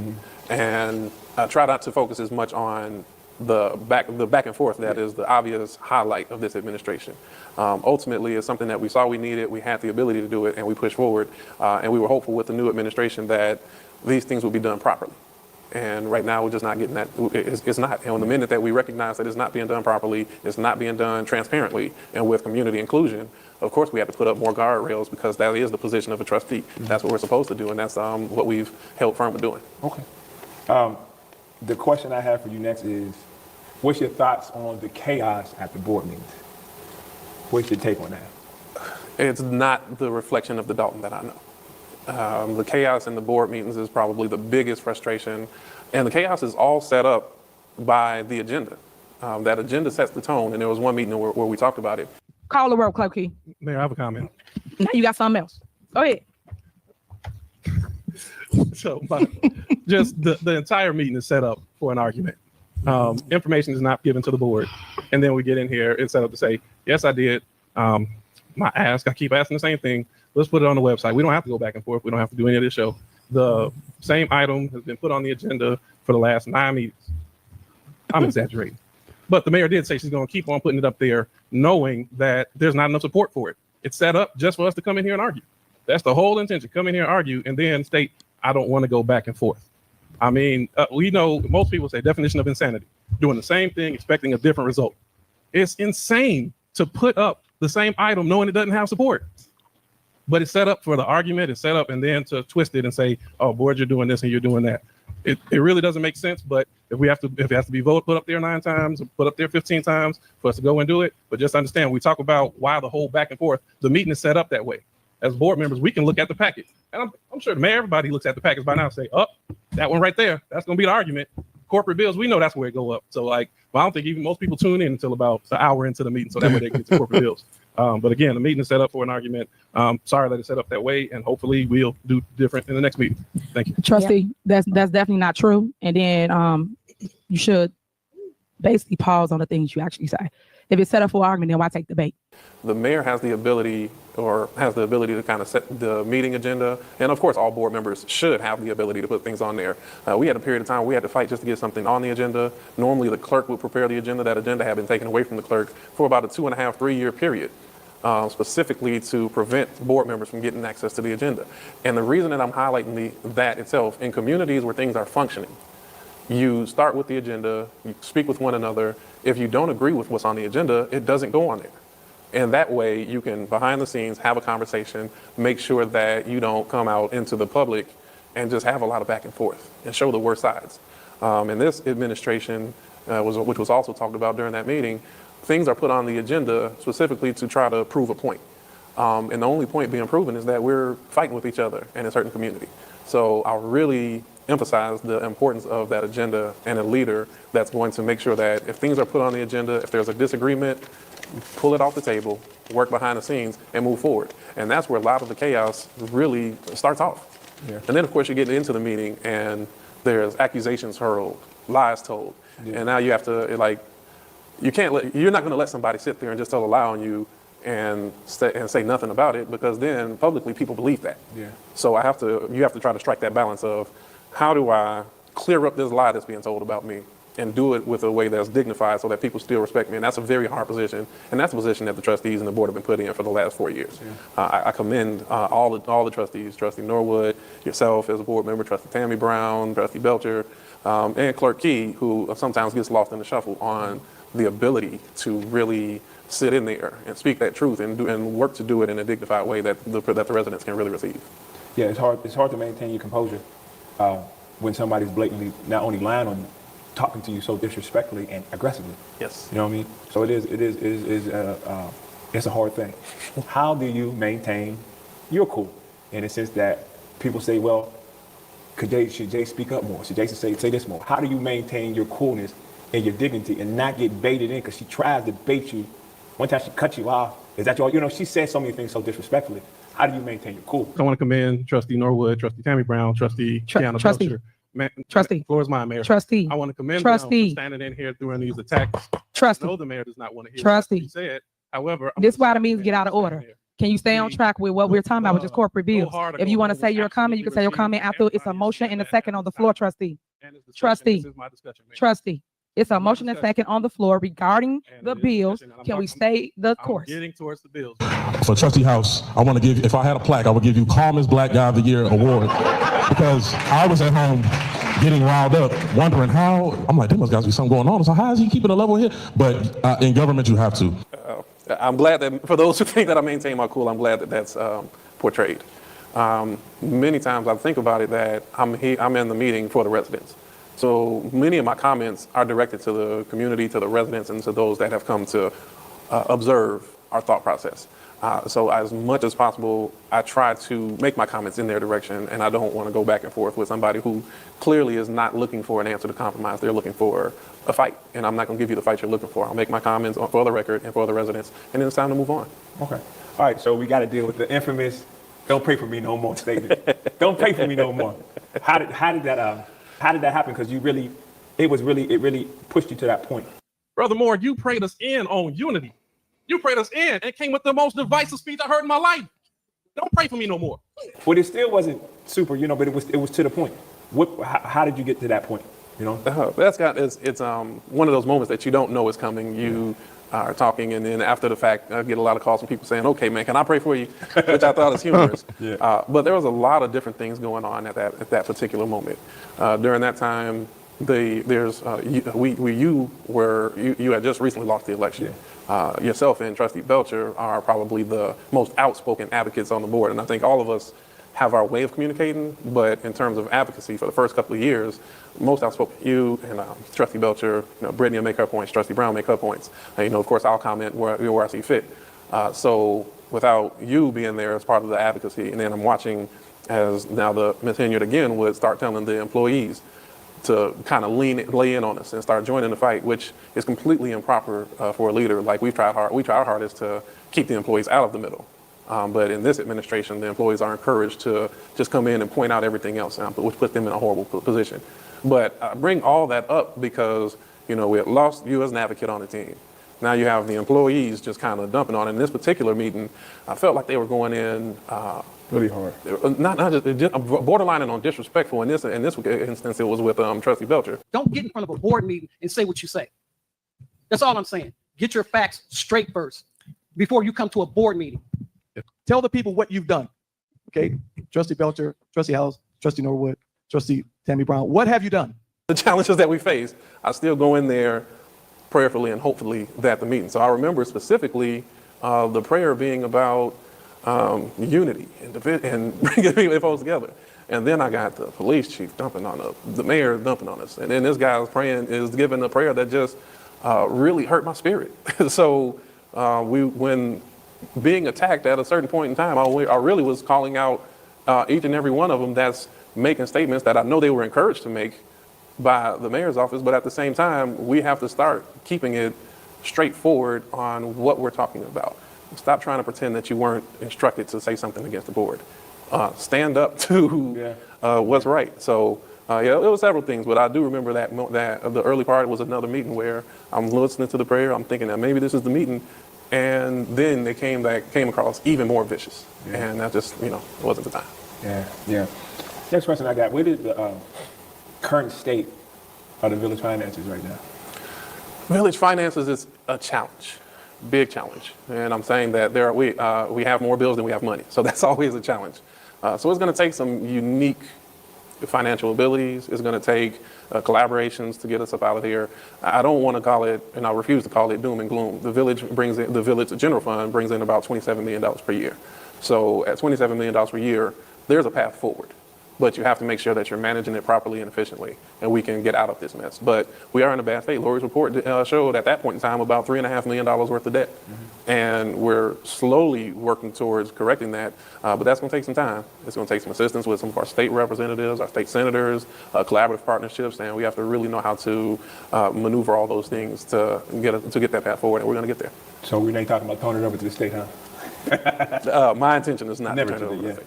One thing I want to say that as a trustee, when I first got elected, I sat down with you, came to your job, and you broke down the finances, where the money, this is the MFT fund, this is the general fund, this is where this is coming from. And that was really helpful because it's hard when you get in, and you got to have enough, as they say, intellectual curiosity to really break down the taxpayers' money and where it comes from. And you broke it down for me in such a very easy way to understand where we're at when I first came in. So I want to thank you for that. I appreciate that. The next question is, what motivated you to bring Lori Lightfoot in? Why? Because you know what they say. Well, if FBI's there, why we need Lori Lightfoot? A few different things. Now, the previous meeting that we had was a special board meeting. It was right after the TV announcement or the event talking about the allegations of rape. Yeah, I want to make sure I'm wording this properly, forgive my fault. But it's right after that. And as a board member, we heard nothing about it. We don't know what our risk is, our exposure, can't get any answers from the administrator or from the administration, senior team. They're not giving us any answers. So we go to that meeting and we announce that we're going to be looking at having an investigation into all these matters. Everybody everybody there was excited. Yes, we need it. And of course, we know that there's an FBI investigation going on, but you never know how long that's going to take. Many times it can take 4, 5, and 6 years. And in the condition we're at, we don't have that amount of time to try to figure things out. So we announce it. It's extremely well received by the residents. So fast forward a couple of weeks, we have the opportunity for former Mayor Lightfoot to come out, and her background as a federal prosecutor is what caught me the most. I thought that was extremely powerful, and then the fact that she was a mayor as well means that you have two different hats that are very relevant to what's going on in Dolton. So we felt like from a skill set perspective and a reputation as being forceful, that those skills were going to be needed here in Dolton. So how did the Lori Lightfoot report help? It helped in several ways. When you have the Lori Lightfoot coming in with her background and knowledge, it applied more pressure that was needed to start getting documentation. It gave us answers that we didn't have before. So many of the reports that we couldn't get to, now we started to get a picture, and a big picture or glaring picture of the financials. In addition to that, it started to ease some of the tension or make the employees and the staff feel like they can begin cooperating with the board. So many of the documents that we have access to now, we didn't have that before then. So I think that it gave us a couple of different advantages that we didn't. And I say us, it's not, I always pause, I never want to speak about this as trustees versus mayor. It gave us as a community information that we were entitled to, that we deserve, and we wanted to really make sure that we make the most of it. Well, can you think back, when did they stop? I think this gets lost in the shuffle. When did they stop sending over reports? I think we documented, they just were not sending over the financial statements. I mean, that's such a big thing. All the way until last month, we were receiving monthly financial reports. This month, we did not receive a monthly financial report the way that we traditionally would. When we talk about the deficit, last fiscal year through May, the deficit was $2.5 million in our operating account. This year, through the report we got, which was September 30th, I pulled that up as you were speaking. So from May through September, there was an additional $4.2 million of deficit. So you couple those two together, the deficit is growing and it's approaching $7 million. So imagine not getting the financial reports of the town. It's almost if you're in a house with a husband and a wife, and the husband's just spending money and the wife manages the money, and the husband's like, I'm not going to give you no reports. I'm going to just show you what I'm spending. I'm going to show you what I'm going to buy and deal with it, and I'm not going to give you no credit card statements, nothing. When did that start? Well, we had, again, we used to talk about the committee reports, and every month we'll come with a report. So from our experience being on the committees, we know each month we need to show up and report what's going on, and that's what we're doing for the residents. I would say maybe around 6 months into there, we would come in and we would still get the financial report, and every month, even with the committee report being stripped off the agenda, I would go in general comments. Well, this month we're 300,000 in the hole. At the time, I'm just highlighting it because it's a point that we need to notice. Take note, because we're going in the wrong direction. Next month will come, it's $1 million for the year. Next month it was 1.6. And there would be the back and forth argument, oh, no, we're not, but I would have the document in my hand. That's what to say, well, if I'm wrong, I'll do it. And of course, with your skill, you will take it and highlight it, and we will be able to post it to show that there's a genuine place where this report is coming from. So after we consistently kept reporting that that we're going further in the hole, they just stopped sending it to us. It's like, oh, well, I guess the thought process was we're giving the trustees and the community information that we didn't intend to, so they just stopped sending it. Of course, knowing our responsibility, I'm going to report whether you give it to me or not. I'm going to report when you give it. I'm going to tell you what it is, and if I'm not getting it, I'm going to make sure I report that we're no longer getting it, because that's our obligation as well, so that the residents understand if I'm not answering your questions, it's not from a lack of desire, it's because I'm not getting the information, and we should all be concerned. Yep. And that's what what inspired you talk about why did the meetings have to start happening at the Park District, because that's where we put a lot of this stuff out there, because she was canceling every committee the whole meeting, and we had to come to the Park District to kind of really talk about the reports that we did or didn't have. And as you talk about the transition to Park District, there's a couple of other things in there too, because that even started early on when we talk about where the chaos comes from. The very first meeting, the residents were told, instead of doing citizens address where they can ask questions and you respond, they were told, we're not doing that anymore. You're gonna comment, we'll get back to you whenever, as soon as we can, or something that wasn't being responsive. So we actually looked and shifted the meetings to the Park District. That's where we started off with the trustees, so that residents can have a place where their questions can be asked, and we can respond to them, and we can respond to them in a calm environment instead of the toxic environment that the board meeting went to. From there, we're grateful, super grateful to the Park District for their partnership, because then that also opened the door for our board meetings to come, and where we can have that kind of dialogue in a more peaceful place and an environment that can accommodate those with ADA needs, and really just opening up the door for other opportunities. And keep in mind, remember we got locked out the boardroom. We had to have a board meeting in the parking lot. And then remember we had to go outside, and they pulled a phony fire alarm, and just so we can have. That's wild. This is real things that happen. Sometimes you have to laugh at your pain, because I think that's what makes our story so. Hold on, real quick. All right, I'm getting a message that she is on live, but I don't see where it is. So if you could drop the link in the chat, or if you're in the Discord, send it to me, because I don't see it. I'm looking, I don't see it. I've been keeping an eye out. All right, let's keep it going. it's such like can't turn away from TV because these are things that we really should not be discussing or going through, not in a responsible government. But yet, you know, we've been faced with it, and then as a board, we have to find a way to kind of overcome, and then trying to do it in a way that we have dignity. It becomes really, really difficult. But we're here. I do want to hit a point that just came to me. I remember at one point they was pushing, we got to get a bond. We got to get a bond. We got to get bonds. Everybody get bonds. Everybody get bonds. And you talk about, you said that one time real strong, poorly ran government is ran off bonds and loans. Talk about that.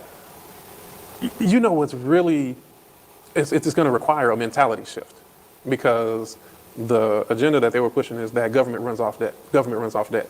And it's so easy to accept, because we know that the country has a national debt. And so that was a really easy narrative to sell. But in a local governments, it doesn't have to be that way. And there's other communities that run themselves fiscally responsible. So my point there is then that government doesn't run off debt. Poorly run governments run off of debt. So you don't intentionally just go and say, okay, we're going to go get a bond. Bond should have a purpose.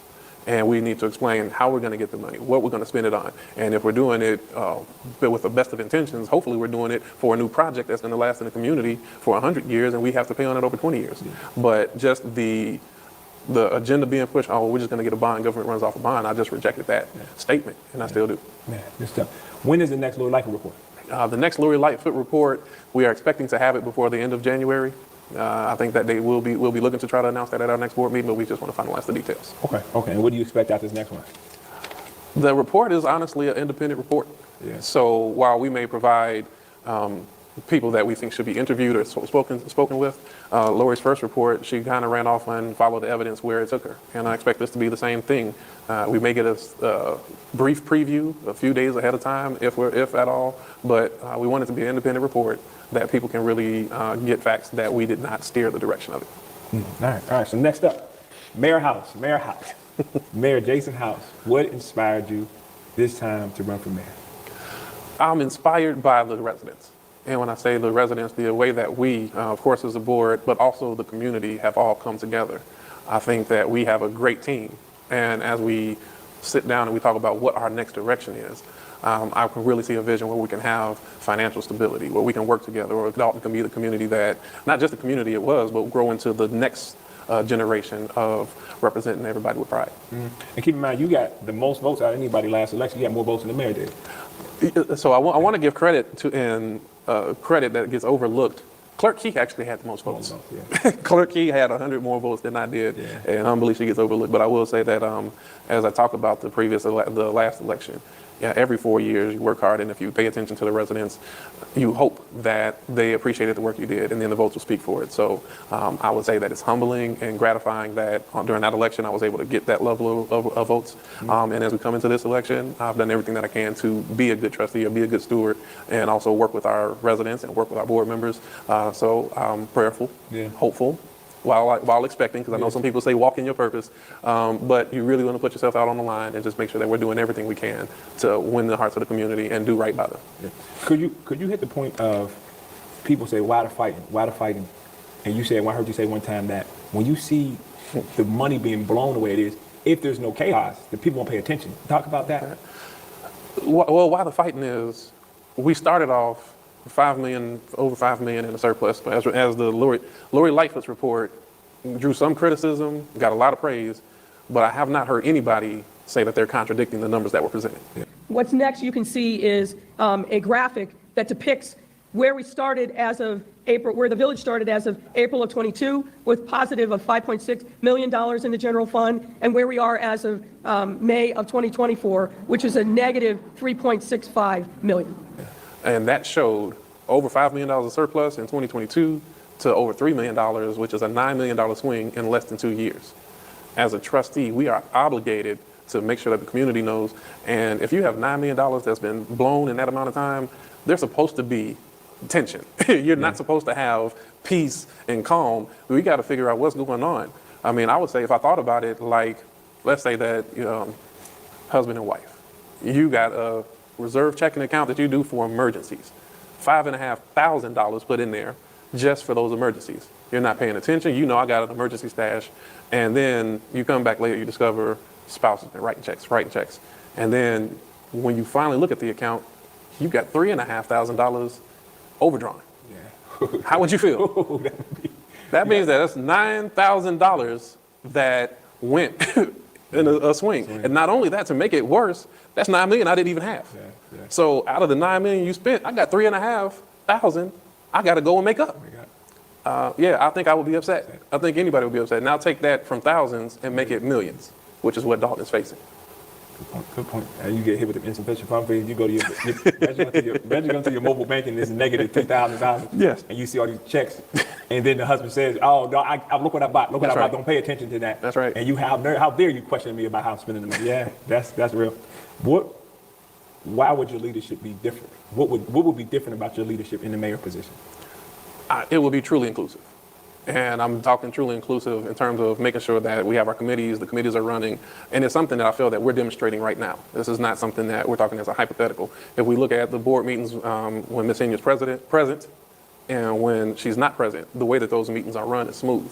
Everybody talks to one another. Sometimes we have disagreements. Sometimes we pull things off the agenda. But at all times, we work together to have a meeting that is dignified for the community. Separate from that, we open the doors of communication for the residents. During those meetings, if they have a question, we respond to the question. If we can't get the answer right then, we get back to those residents. But it's open communication, it's done in a smooth way, and that's just step one of the things that we can do, because as we start to work together, then we start getting things done in each one of the committees.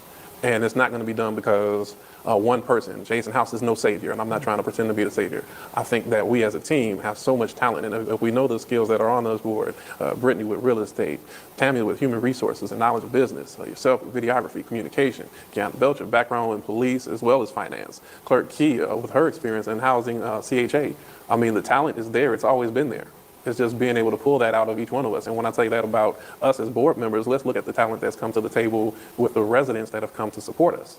Well, you got Dan Lee and his ability and his tenacity is really what led us to get assistance with the Attorney General. We weren't getting the answers that he'll selflessly, I'm sure he'll talk about the team of people that he had working with him. Sherry Hatcher, Mary Avine, Valeria Stubbs, former trustees. We have some of the former trustees that are working collectively and in support of us. With former trustee Valeria Stubbs, former trustee Robert Pearson, former trustee Dwayne Muhammad. You also have a former mayor that we've been able to kind of open up doors and have communication, all being able to work together for one purpose and one goal. And as we pull at all those talents, because I've always been told, if you want to know the answer to the answers to the question are right in the room. If you just sit back, listen long enough, and you'll be able to pull it. And this community has attorneys, CPAs, laborers. The answers are in this community. We have to bring the right group together so that we can push it forward. This is definitely a we team. That's how you.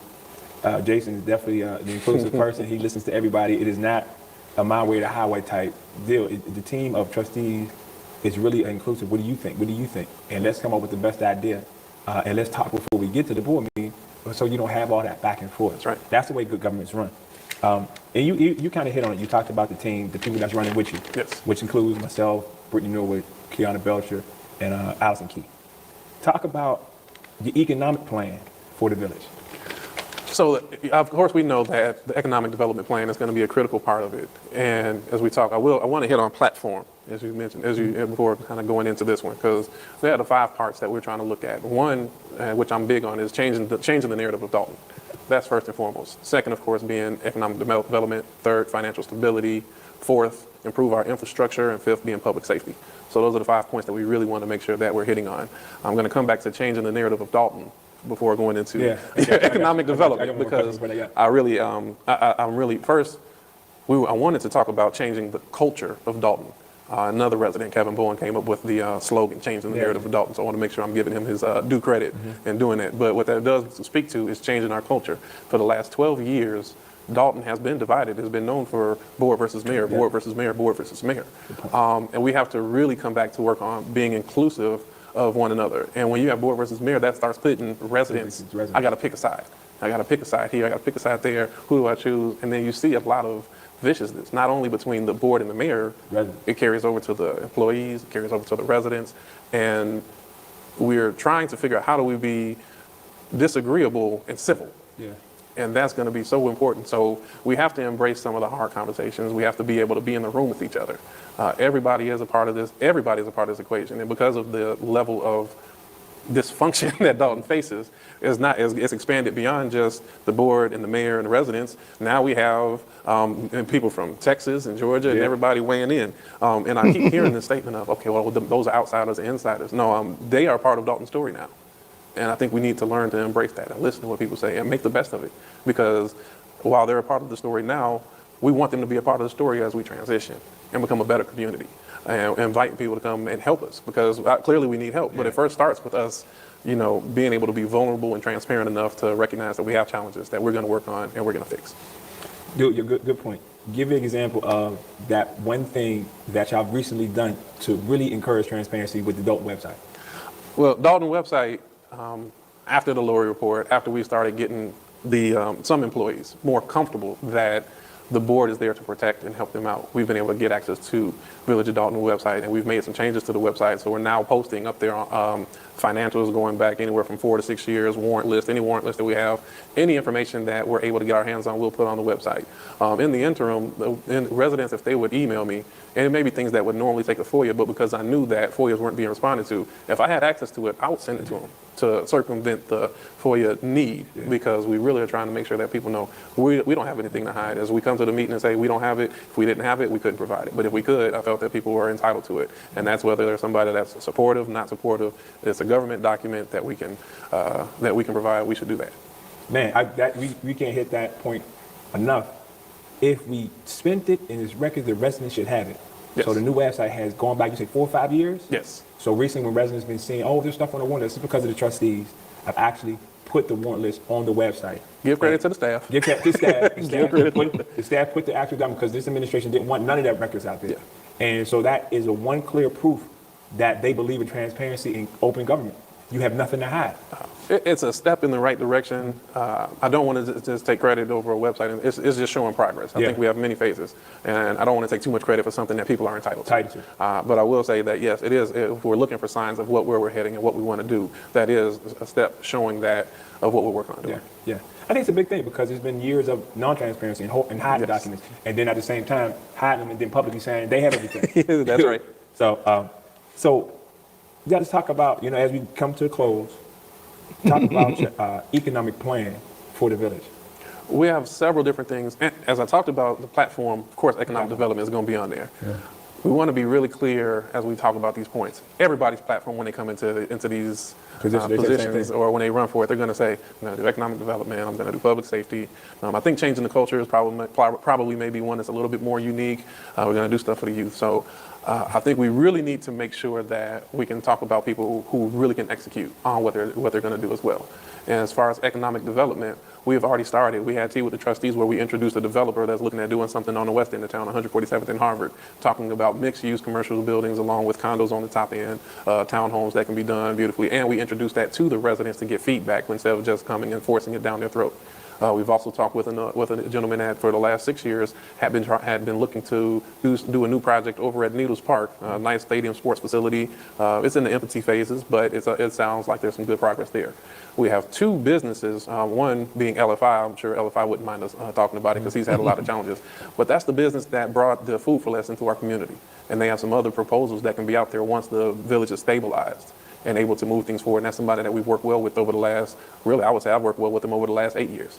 We have a couple of businesses that are waiting on us to stabilize. I will not name because they are in fear of their business licenses being developed. You got Dr. Scott, who has that wonderful plaza in downtown Dolton, the Free Indeed, but that whole mall is 40,000 square feet. And she has a wonderful plan, nonprofit businesses. She has a thrift store going in there. So that's another one that's already shovel ready to go, making sure that as soon as we come in, we should start seeing some action. Mm-hmm. So those are just infancy plans without going into the big box stores and those kind of talks that we need to have the further. But I see no reason why Sibley can't look like Halstead does over there in Homewood and have businesses up and down there. It should look that way. So you look at some of the new developments, even on Torrance, what they got in Lansing, studying some of the things they're doing and what we can bring over into Dolton. Yeah, and it starts with stable government. Absolutely. It starts with stable government. And could you also hit on the services for the seniors and programs and stuff like that? Programs for the senior are absolutely necessary. In talking with them on the phone in the recent weeks, that's a big thing. And those are things that we need to continue. We need to make sure our seniors are taken care of. We need to do our wellness checks, and we will make sure that money is always allocated in the budget for senior services to make sure that they're able to get what's necessary. Yes, sir. Yes, sir. Yes, sir. All right. I'm trying to think. Is there anything else I want to hit? I know you hit at one board meeting. You talked about you shouldn't have to get a lawyer to get a business license. Could you explain that a little bit? What we've discovered in the process of getting business licenses is that the business owners that come in, they'll apply for their business license, and they're having the same challenge with liquor license. But it was even more absurd when we talked about business licenses. To come in a process that should take no more than 3 days, they're coming back weeks and weeks and weeks, up to 6 and 7 months. So the board, when recognizing this challenge, decided that we would implement the ordinance that says that these things will come and get voted on by the board. So we were successful in approving more than 20 business licenses for people that were having a difficult time because they needed those licenses to get their insurance renewals and the state government licenses to continue their business. And these are big name stores. One of them was Menards, which is one of the anchor stores of our community. So I think that the process for getting a license needs to be much more friendly, much more efficient. That's our job, is to make sure we create an environment where our businesses can succeed. And once we create that environment, people will come, they will thrive. But if that environment is much more difficult, then it's not attractive to come to Dolton. So we have to be better stewards to the businesses that come here. Man. Yes, sir. Yes, sir. Well, on that note, Mayor House, I thank you for sitting down with me and on our channel. Please subscribe to the Dolton Trustees YouTube page. We're going to be doing more interviews. Absolutely. I think one of the greatest points that you made has been a history of board versus mayor, trustees versus mayor. I called one resident. He said, I want to support you, but what's going to be different? What's going to make you different? Why should they trust you? I think you want to take a look at. They say look at everybody and their style and how they work. And I think we're doing the job right now, and we're doing it with some obstacles and barriers. So once we remove those barriers, I think we're really going to fly. We've included everybody. We'll continue to do that, and do it with pride. So I think that's what's going to be very different. Yes, sir. Yes, sir. You know, mild-mannered, professional, get to the point. Ain't a lot of arguing. We don't need all that. We get to the business. We handle some stuff. We handle it with respect and dignity, and we change the narrative in Dolton. And that's what Dolton needs. And like I said, I've lived through the fights of 6-hour board meetings, and residents are tired. Well, the residents are tired. I'm in the board meetings and I'm tired of it. Let's be honest. And I don't even know why there shouldn't need to be all that explaining. The saying is, well done is better than well said. Yeah. So the moment that we're going through extra levels of explaining and not presenting a new project, it's probably a hint that something's going wrong. Mm-hmm. So we want to make sure that we, of course, let people know what's happening. And if we're going to do explaining, it should be a new initiative. Mm-hmm. We shouldn't be going for hours and hours and hours explaining how the finances got where they're at. Mm-hmm. And if we did the job the way we're supposed to, we don't need to. It's clear cut. But when things are going wrong, you have to do a lot more explaining. And you should. A lot of smoking mirrors.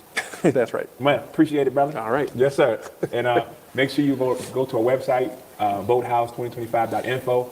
Go to our YouTube page, our social media page. Plug in, lock in with us. And you can sign up for our email blast or text message blast. And we're going to stay in communication with the residents. And we're going to continue to do these interviews so you can know. And you can come out and meet the candidates. You can meet Jason House. You can meet myself. You can meet Brittany Norwood, Kiana Belcher, Allison Key, Tammy Brown. And ask us any question that you want. There's nothing to hide. There's nothing off the table. So on that note, let's continue to move forward. And we look forward to seeing you out there with the door. Peace. All right. Okay, that was a great interview. Shout out to Ed Steve. Shout out to Jason House. Hold it down. Excellent interview. Great back and forth. I like it. Shout out to whoever told me about that. Thank you for reminding me to check that out. I think that was a good one. So shout out to you as well. I do think I like Jason. Now, I don't know. I don't live there, so I don't know his ins and outs. I've never met him or anything of that nature. Never talked to him or anything of that nature. But right now, it seems like a top tier guy. So hopefully, we will be saying he is Mayor Jason House, since we are the undocumented, or we're undocumented residents only if you didn't hit the like button. If you hit the like button, you are an official, unofficial resident of Dolton, and you can vote in the on the 5th Monday of the election. There you go. All right. Okay, so we've been scouring. Me and the background crew have been scouring. I don't think Tiffany's doing anything. I don't think she's doing it. All that smack talking, all that stuff she was saying. I don't see anything. No live stream up. I guarantee you. As soon as I log out of here, she's gonna go live. I guarantee you. Yeah, she's faking the funk, man. So it's 7 o'clock their time. It's 8 o'clock my time. I guarantee you, if I hit close, she'll go live within like 5 minutes because she probably just watching. Shout out to you, Tiff. What's going on? Why don't you come on and we can talk? I think it'd be a great conversation. I'd love to have a conversation with you for sure. But it don't matter. She feeding the people. Is that what she doing, Mojo? She feeding the people. That's exactly what she's doing. She writing her rap lyrics. Oh man, what is she doing besides while she's waiting for Dear Woke Christian to get off? She feeding the people. She writing the next couple of bars. Okay, what else is she doing? She might be on self-deletion watch. Okay, that's true. That could be an option as well. While you all are filling those in, tomorrow, Monday, the 24th, at 8 o'clock my time, 8 o'clock Eastern Standard Time, we will be having Mr. Nate Fields Jr. on, who is the young man running for supervisor of Thornton Township. And it'll be him and Napoleon Harris and another gentleman. I think his last name is Ryan. But we're looking forward to have him come on tomorrow. We're going to be chopping it up, having a good conversation, and he wants to take questions. So please make sure you have some good questions ready. He's going to be on there for about an hour, maybe an hour and a half. So I want to give him as much opportunity to really tease out what he's about, who he is, what he's going to be doing, all that kind of stuff like that. I've got some great questions for him. I would love for you to jump in as well and share your ask questions, all that kind of good jazz like that. So be ready tomorrow, 8 o'clock Eastern Standard Time. Thank y'all so much for that. What else have we got going on? Critical Smoker can rap? Is that him rapping? I thought it was AI. She's cleaning up the car wash. Y'all are wild. Y'all are wild. She's changing the snowblower engine. I'm going to keep calling her out. Yeah, because I know they're watching. So I know y'all are checking out what I'm doing over here. Y'all know that I got my Clean House 2025 hoodie on. Y'all know it. But hey, I'll try to be fair. I would try to be fair. If Tiff came on, I would definitely unequivocally give her an opportunity to tease out. But I'm going to ask her those questions. Like, okay, let's talk about where are the ice tiles? No, where are the ice tiles? There you go. Did you spend money that was not approved by the trustees? These are the questions I'm going to ask.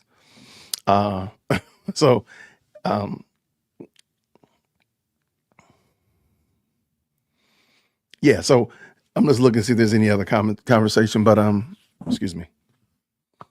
That is that. So tomorrow we got Nate. Tiffany's ready. If ever she wants to come on, she's welcome to come on. She can just jump into the chat. She can shoot me an email. dearwokec@gmail.com. I do got to verify. Yeah, where are the skates? Where are the skates? We need to know where the skates are. The skates must be named. Where is she? She putting out yard signs. Okay, I can give her that. I'll give her that. That's important. Put out the yard signs. As long as they're Clean House 2025 signs, I approve of that message. And don't worry, Yo-Yo. I got that question ready. I'm ready to talk to him about that, and hopefully he'll explain it out and tease it out and give you put aside any hesitancy you have. Like, what's up with the trees? Like that would be a question. Like, Tiffany, what's your problem with trees? What's the problem? Where are the kids' toys? Where are the keys? Where are the keys?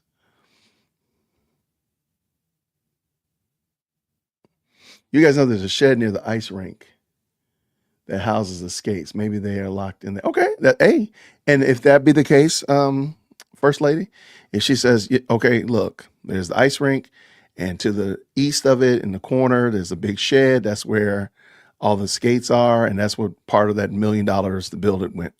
I'd be fine. I think most of us would probably be fine if that be the case. However, there's still gonna be more questions, but I think most of us will be if that were the case. If you say, hey, this is where the ice tiles are, but I would probably ask, like, why are the ice tiles not out right now? But I digress.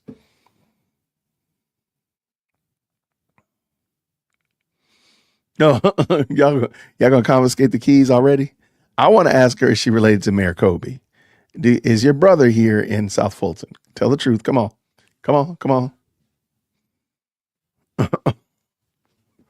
Is he gonna leave her though? Is Is he gonna run away?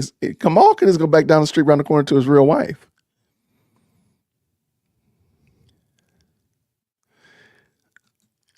She could sign him. She could sign an autograph him for that morbid curiosity that people have. Problem is probably shipping those ice skates would probably be worth more than you'd ever make for him. That'd probably be it. Because I'm sure there's somebody that collects memorabilia from infamous people. And if she had that, sign the ice skates, but it's just shipping them would probably be crazy. Oh, that's a good question. Where are those banners? And did you ever pay for them? That's painful. That's some, yeah, those are bars, as the kids would say. My daughter would say, "Oh, she ate with that." She ate with that. No, Mojo, that's a good one. Mojo Blue, great question. So please make sure you have your questions for Nate Fields. I'm hoping that with the election being over on Tuesday, we might have some other interviews, hint, hint, coming up soon. Feeding her ego. I'm sorry. I won't do it. Crook County, please forgive me. I'm hoping we'll have some other interviews coming up soon with the election being over on Tuesday, and then just now the general election cycle. So hopefully that'll be the case. But if nothing else, we got Nate tomorrow. Get your questions ready, but also just make sure that if I ask a question and your question is very similar to that one, then let's call it a game. Let's call it a wrap. But I'll try my best to ask some good developmental questions to keep digging in if there's some more digging that we can do in it. But I definitely want to give him a chance to really shine and tell us all that we need to know about him and help put aside any of those concerns that people have about electing Mr. Nate Fields Jr. Oh, yeah, I know she'd be watching. I know. Hey, look, Tiff, I know. You probably wonder where I get this cool microphone from. You're probably wondering. I mean, that's cool. I mean, shoot me an email. I'll help you with your live streaming and the such like that. All that kind of jazz. We'll help you out. Because I want you to go ahead. I want you to get out here because you put out some of the best asinine content on the internet. So I want you to be able to put more of it out because that's going to keep so many more people. That's going to buy me two Hellcats. You know what I'm saying? So I want you to be able to do that. So yeah, where's the gold mic? You got a gold mic. Yeah. Don't be sweating my little green Shure microphone. You got a gold mic. Absolutely. And it's wireless too. Come on now. Why did that company never get paid?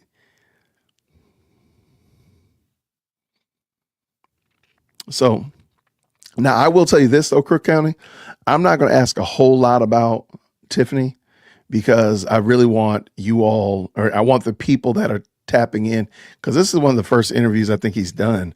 I want people to hear more about him. We know a lot about Tiffany, and maybe afterwards we can really unpack it. But I really want to hear about Nate Fields and really about why he needs to be elected. Because I think we all know why you shouldn't vote for Tiffany. Now it's a matter of why should you vote for Nate over Napoleon? I mean, don't forget we got Napoleon Harris, the Democratic supervisor candidate as well.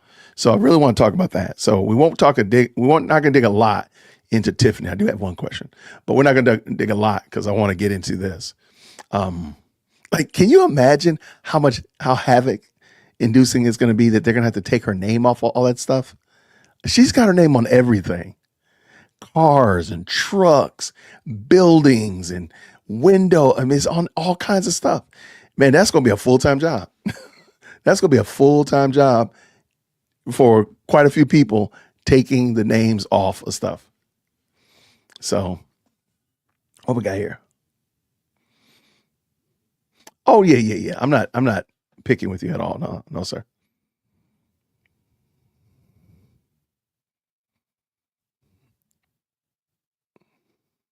Oh, yeah, absolutely. Fun fact, she's actually helped me with some of my questions. So, yeah, no apology. Just means a fantastic content creator, and she's in the township. So, all right, I'm gonna give Tiffany a break. I know she's probably watching. She knows I got 417 people waiting, and they've already hit the like button. They've already joined the best live chat on the internet. I know. I'm gonna go ahead and get ready to wrap this up so Tiffany can get ready to do her live stream because she's got to get up for work tomorrow. She's a mom, so I'm gonna get ready to wrap it up. But I can promise you emphatically, if I go in here and grab my dinner real quick and I look up and see that she's on live, I'm coming back. I'm just gonna tell you that I'm coming back. Have no fear, no worry, no doubt. I will be back. So I don't think there will be any recount. I don't think that. But I mean, anything can happen, but I don't think that's going to be the case. Well, she's not going to be able to use them in a few minutes. So by Tuesday, it won't even matter because those are like, welcome to Dolton, Tiffany Henyard, mayor. It won't matter anymore.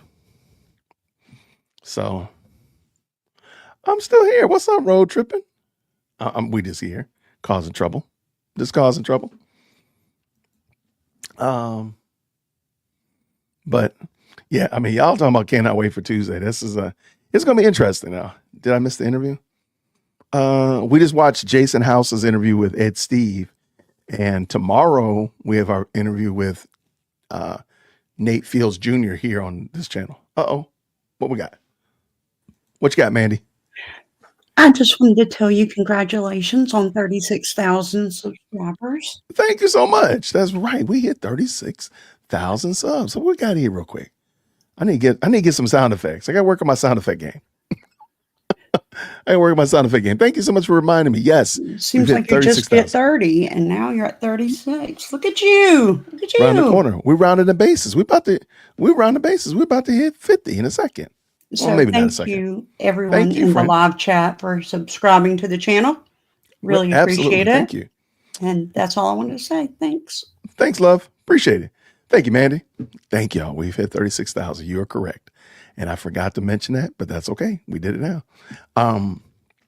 So again, my goal is to hit 50,000 by the end of April. So by the time Tiffany is kicked out of the mayoralship and this supervisor role, I want to be at 50K.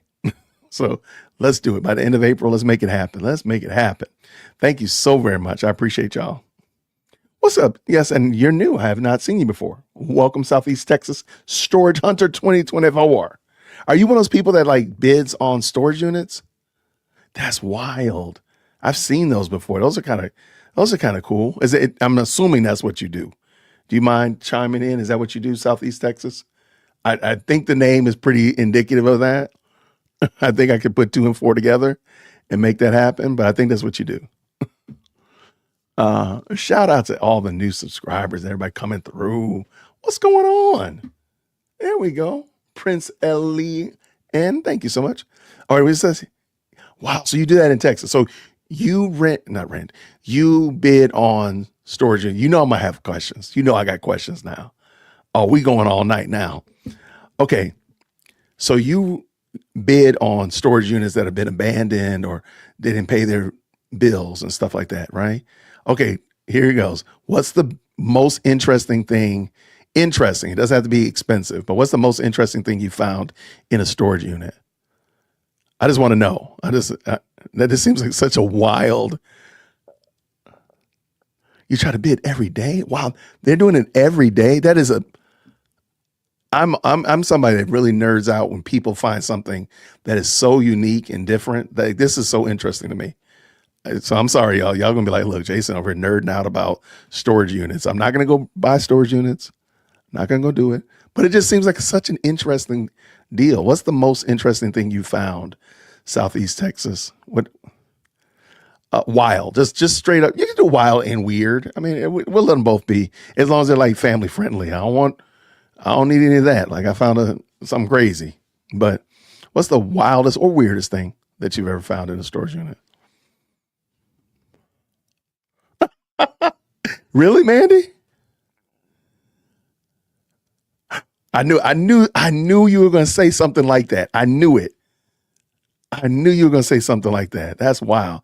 Okay. Have you ever found something that was very expensive or very, I'm assuming you probably sell the stuff or what, when you get the unit, like, do you sell it? The stuff that's in it, garage sale or eBay or whatever like that, Facebook Market? Like, what's the most expensive thing that you found in one? Yeah, that's a great question. That's so wild, man. That's such an interesting deal. I find it very interesting. I'll bid on Fonnie Willis. Y'all are not going to let this watch go. This watch, look, justice for this watch. Y'all are wild. Yeah, I don't remember. What's the name of that show? That show where the auctioned off stuff in the storage units was interesting. Yeah, it's super interesting. Yes, at flea markets. Oh, you saw it at flea markets. Okay. And whatnot. Okay, so what's the most expensive thing that you've found in a storage unit besides the, and we know what the weirdest thing is. We'll leave that one alone. It was already in the trash bag, which was probably the right thing. So storage wars, there you go. That, I bet you that was staged. I bet you some of that was staged. He said he bids every day. Okay, I'm sorry, y'all. I think that is such an interesting hustle. Okay, I bought a unit for $200 that had 70,000. Wait, whoa, 70,000? I got over. Let me double check my eyes. That does say 70,000. Man, was it owned by Fonnie Willis? Fulton County DA's office. Was it owned by Fulton County DA's office?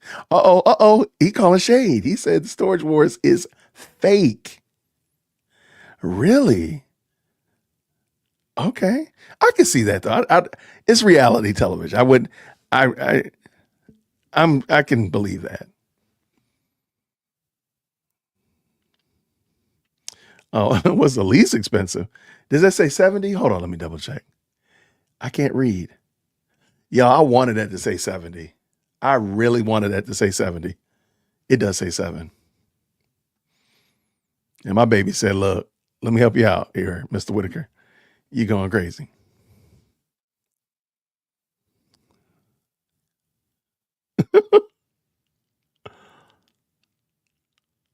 Yeah, so Storage Wars is fake. I can believe that though. I'm not totally surprised. Oh no, it was an Indian guy had all new Tiffany items. Wow. Okay. So let me ask you this then, Storage Hunter. What is called Southeast Texas? Southeast Texas. Is it like, at least, is the bidding process like what we've seen on TV? You know, they open the door, they let you look for a second, then they shut it and then they bid. Is that pretty much how it works? Or is it less complicated, more complicated? I don't know. You get to email the bids. I don't know. Like what, do the bids online? That'd be crazy. Is it at least like what we saw that regard, or is it nothing like that? I don't even know how. I don't remember the last time I've seen that. My first unit was in DC, and it was the best. It had $32,000 in items. Can't tell you what was in it. LOL. Interesting. Okay. All right. Now it's online bidding. Oh. Okay. See. Okay. That's what I thought. All right. So I'm interviewing, if you're just tuning in, we're interviewing Southeast Texas Storage Hunter because I just think that's an interesting, I don't want to say career, but interesting passion to be out there bidding on storage units. And he's had a unit that he paid $200 for and got $7,000 worth of stuff in, and he found one that was a little, had some interesting things in it. Interesting. All right. You ever got a car? Did you ever get a car in one? And did the car work? I'm sure you probably got motorcycles or scooters or something, or mopeds. I can imagine you probably get those pretty regularly.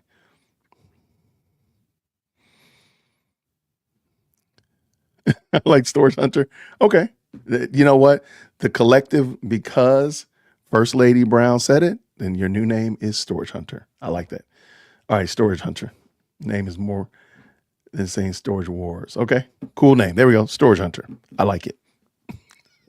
All right, let me check again. Let me make sure Tiffany hasn't gone live. Tiffany's sitting there waiting like, Jason, get off so I can go live. She's like, Jason, didn't you say you was gonna eat your dinner? Ain't your dinner on the table, Jason? That's what she's saying. Oh, I'm here to harass you. I'm here to harass you.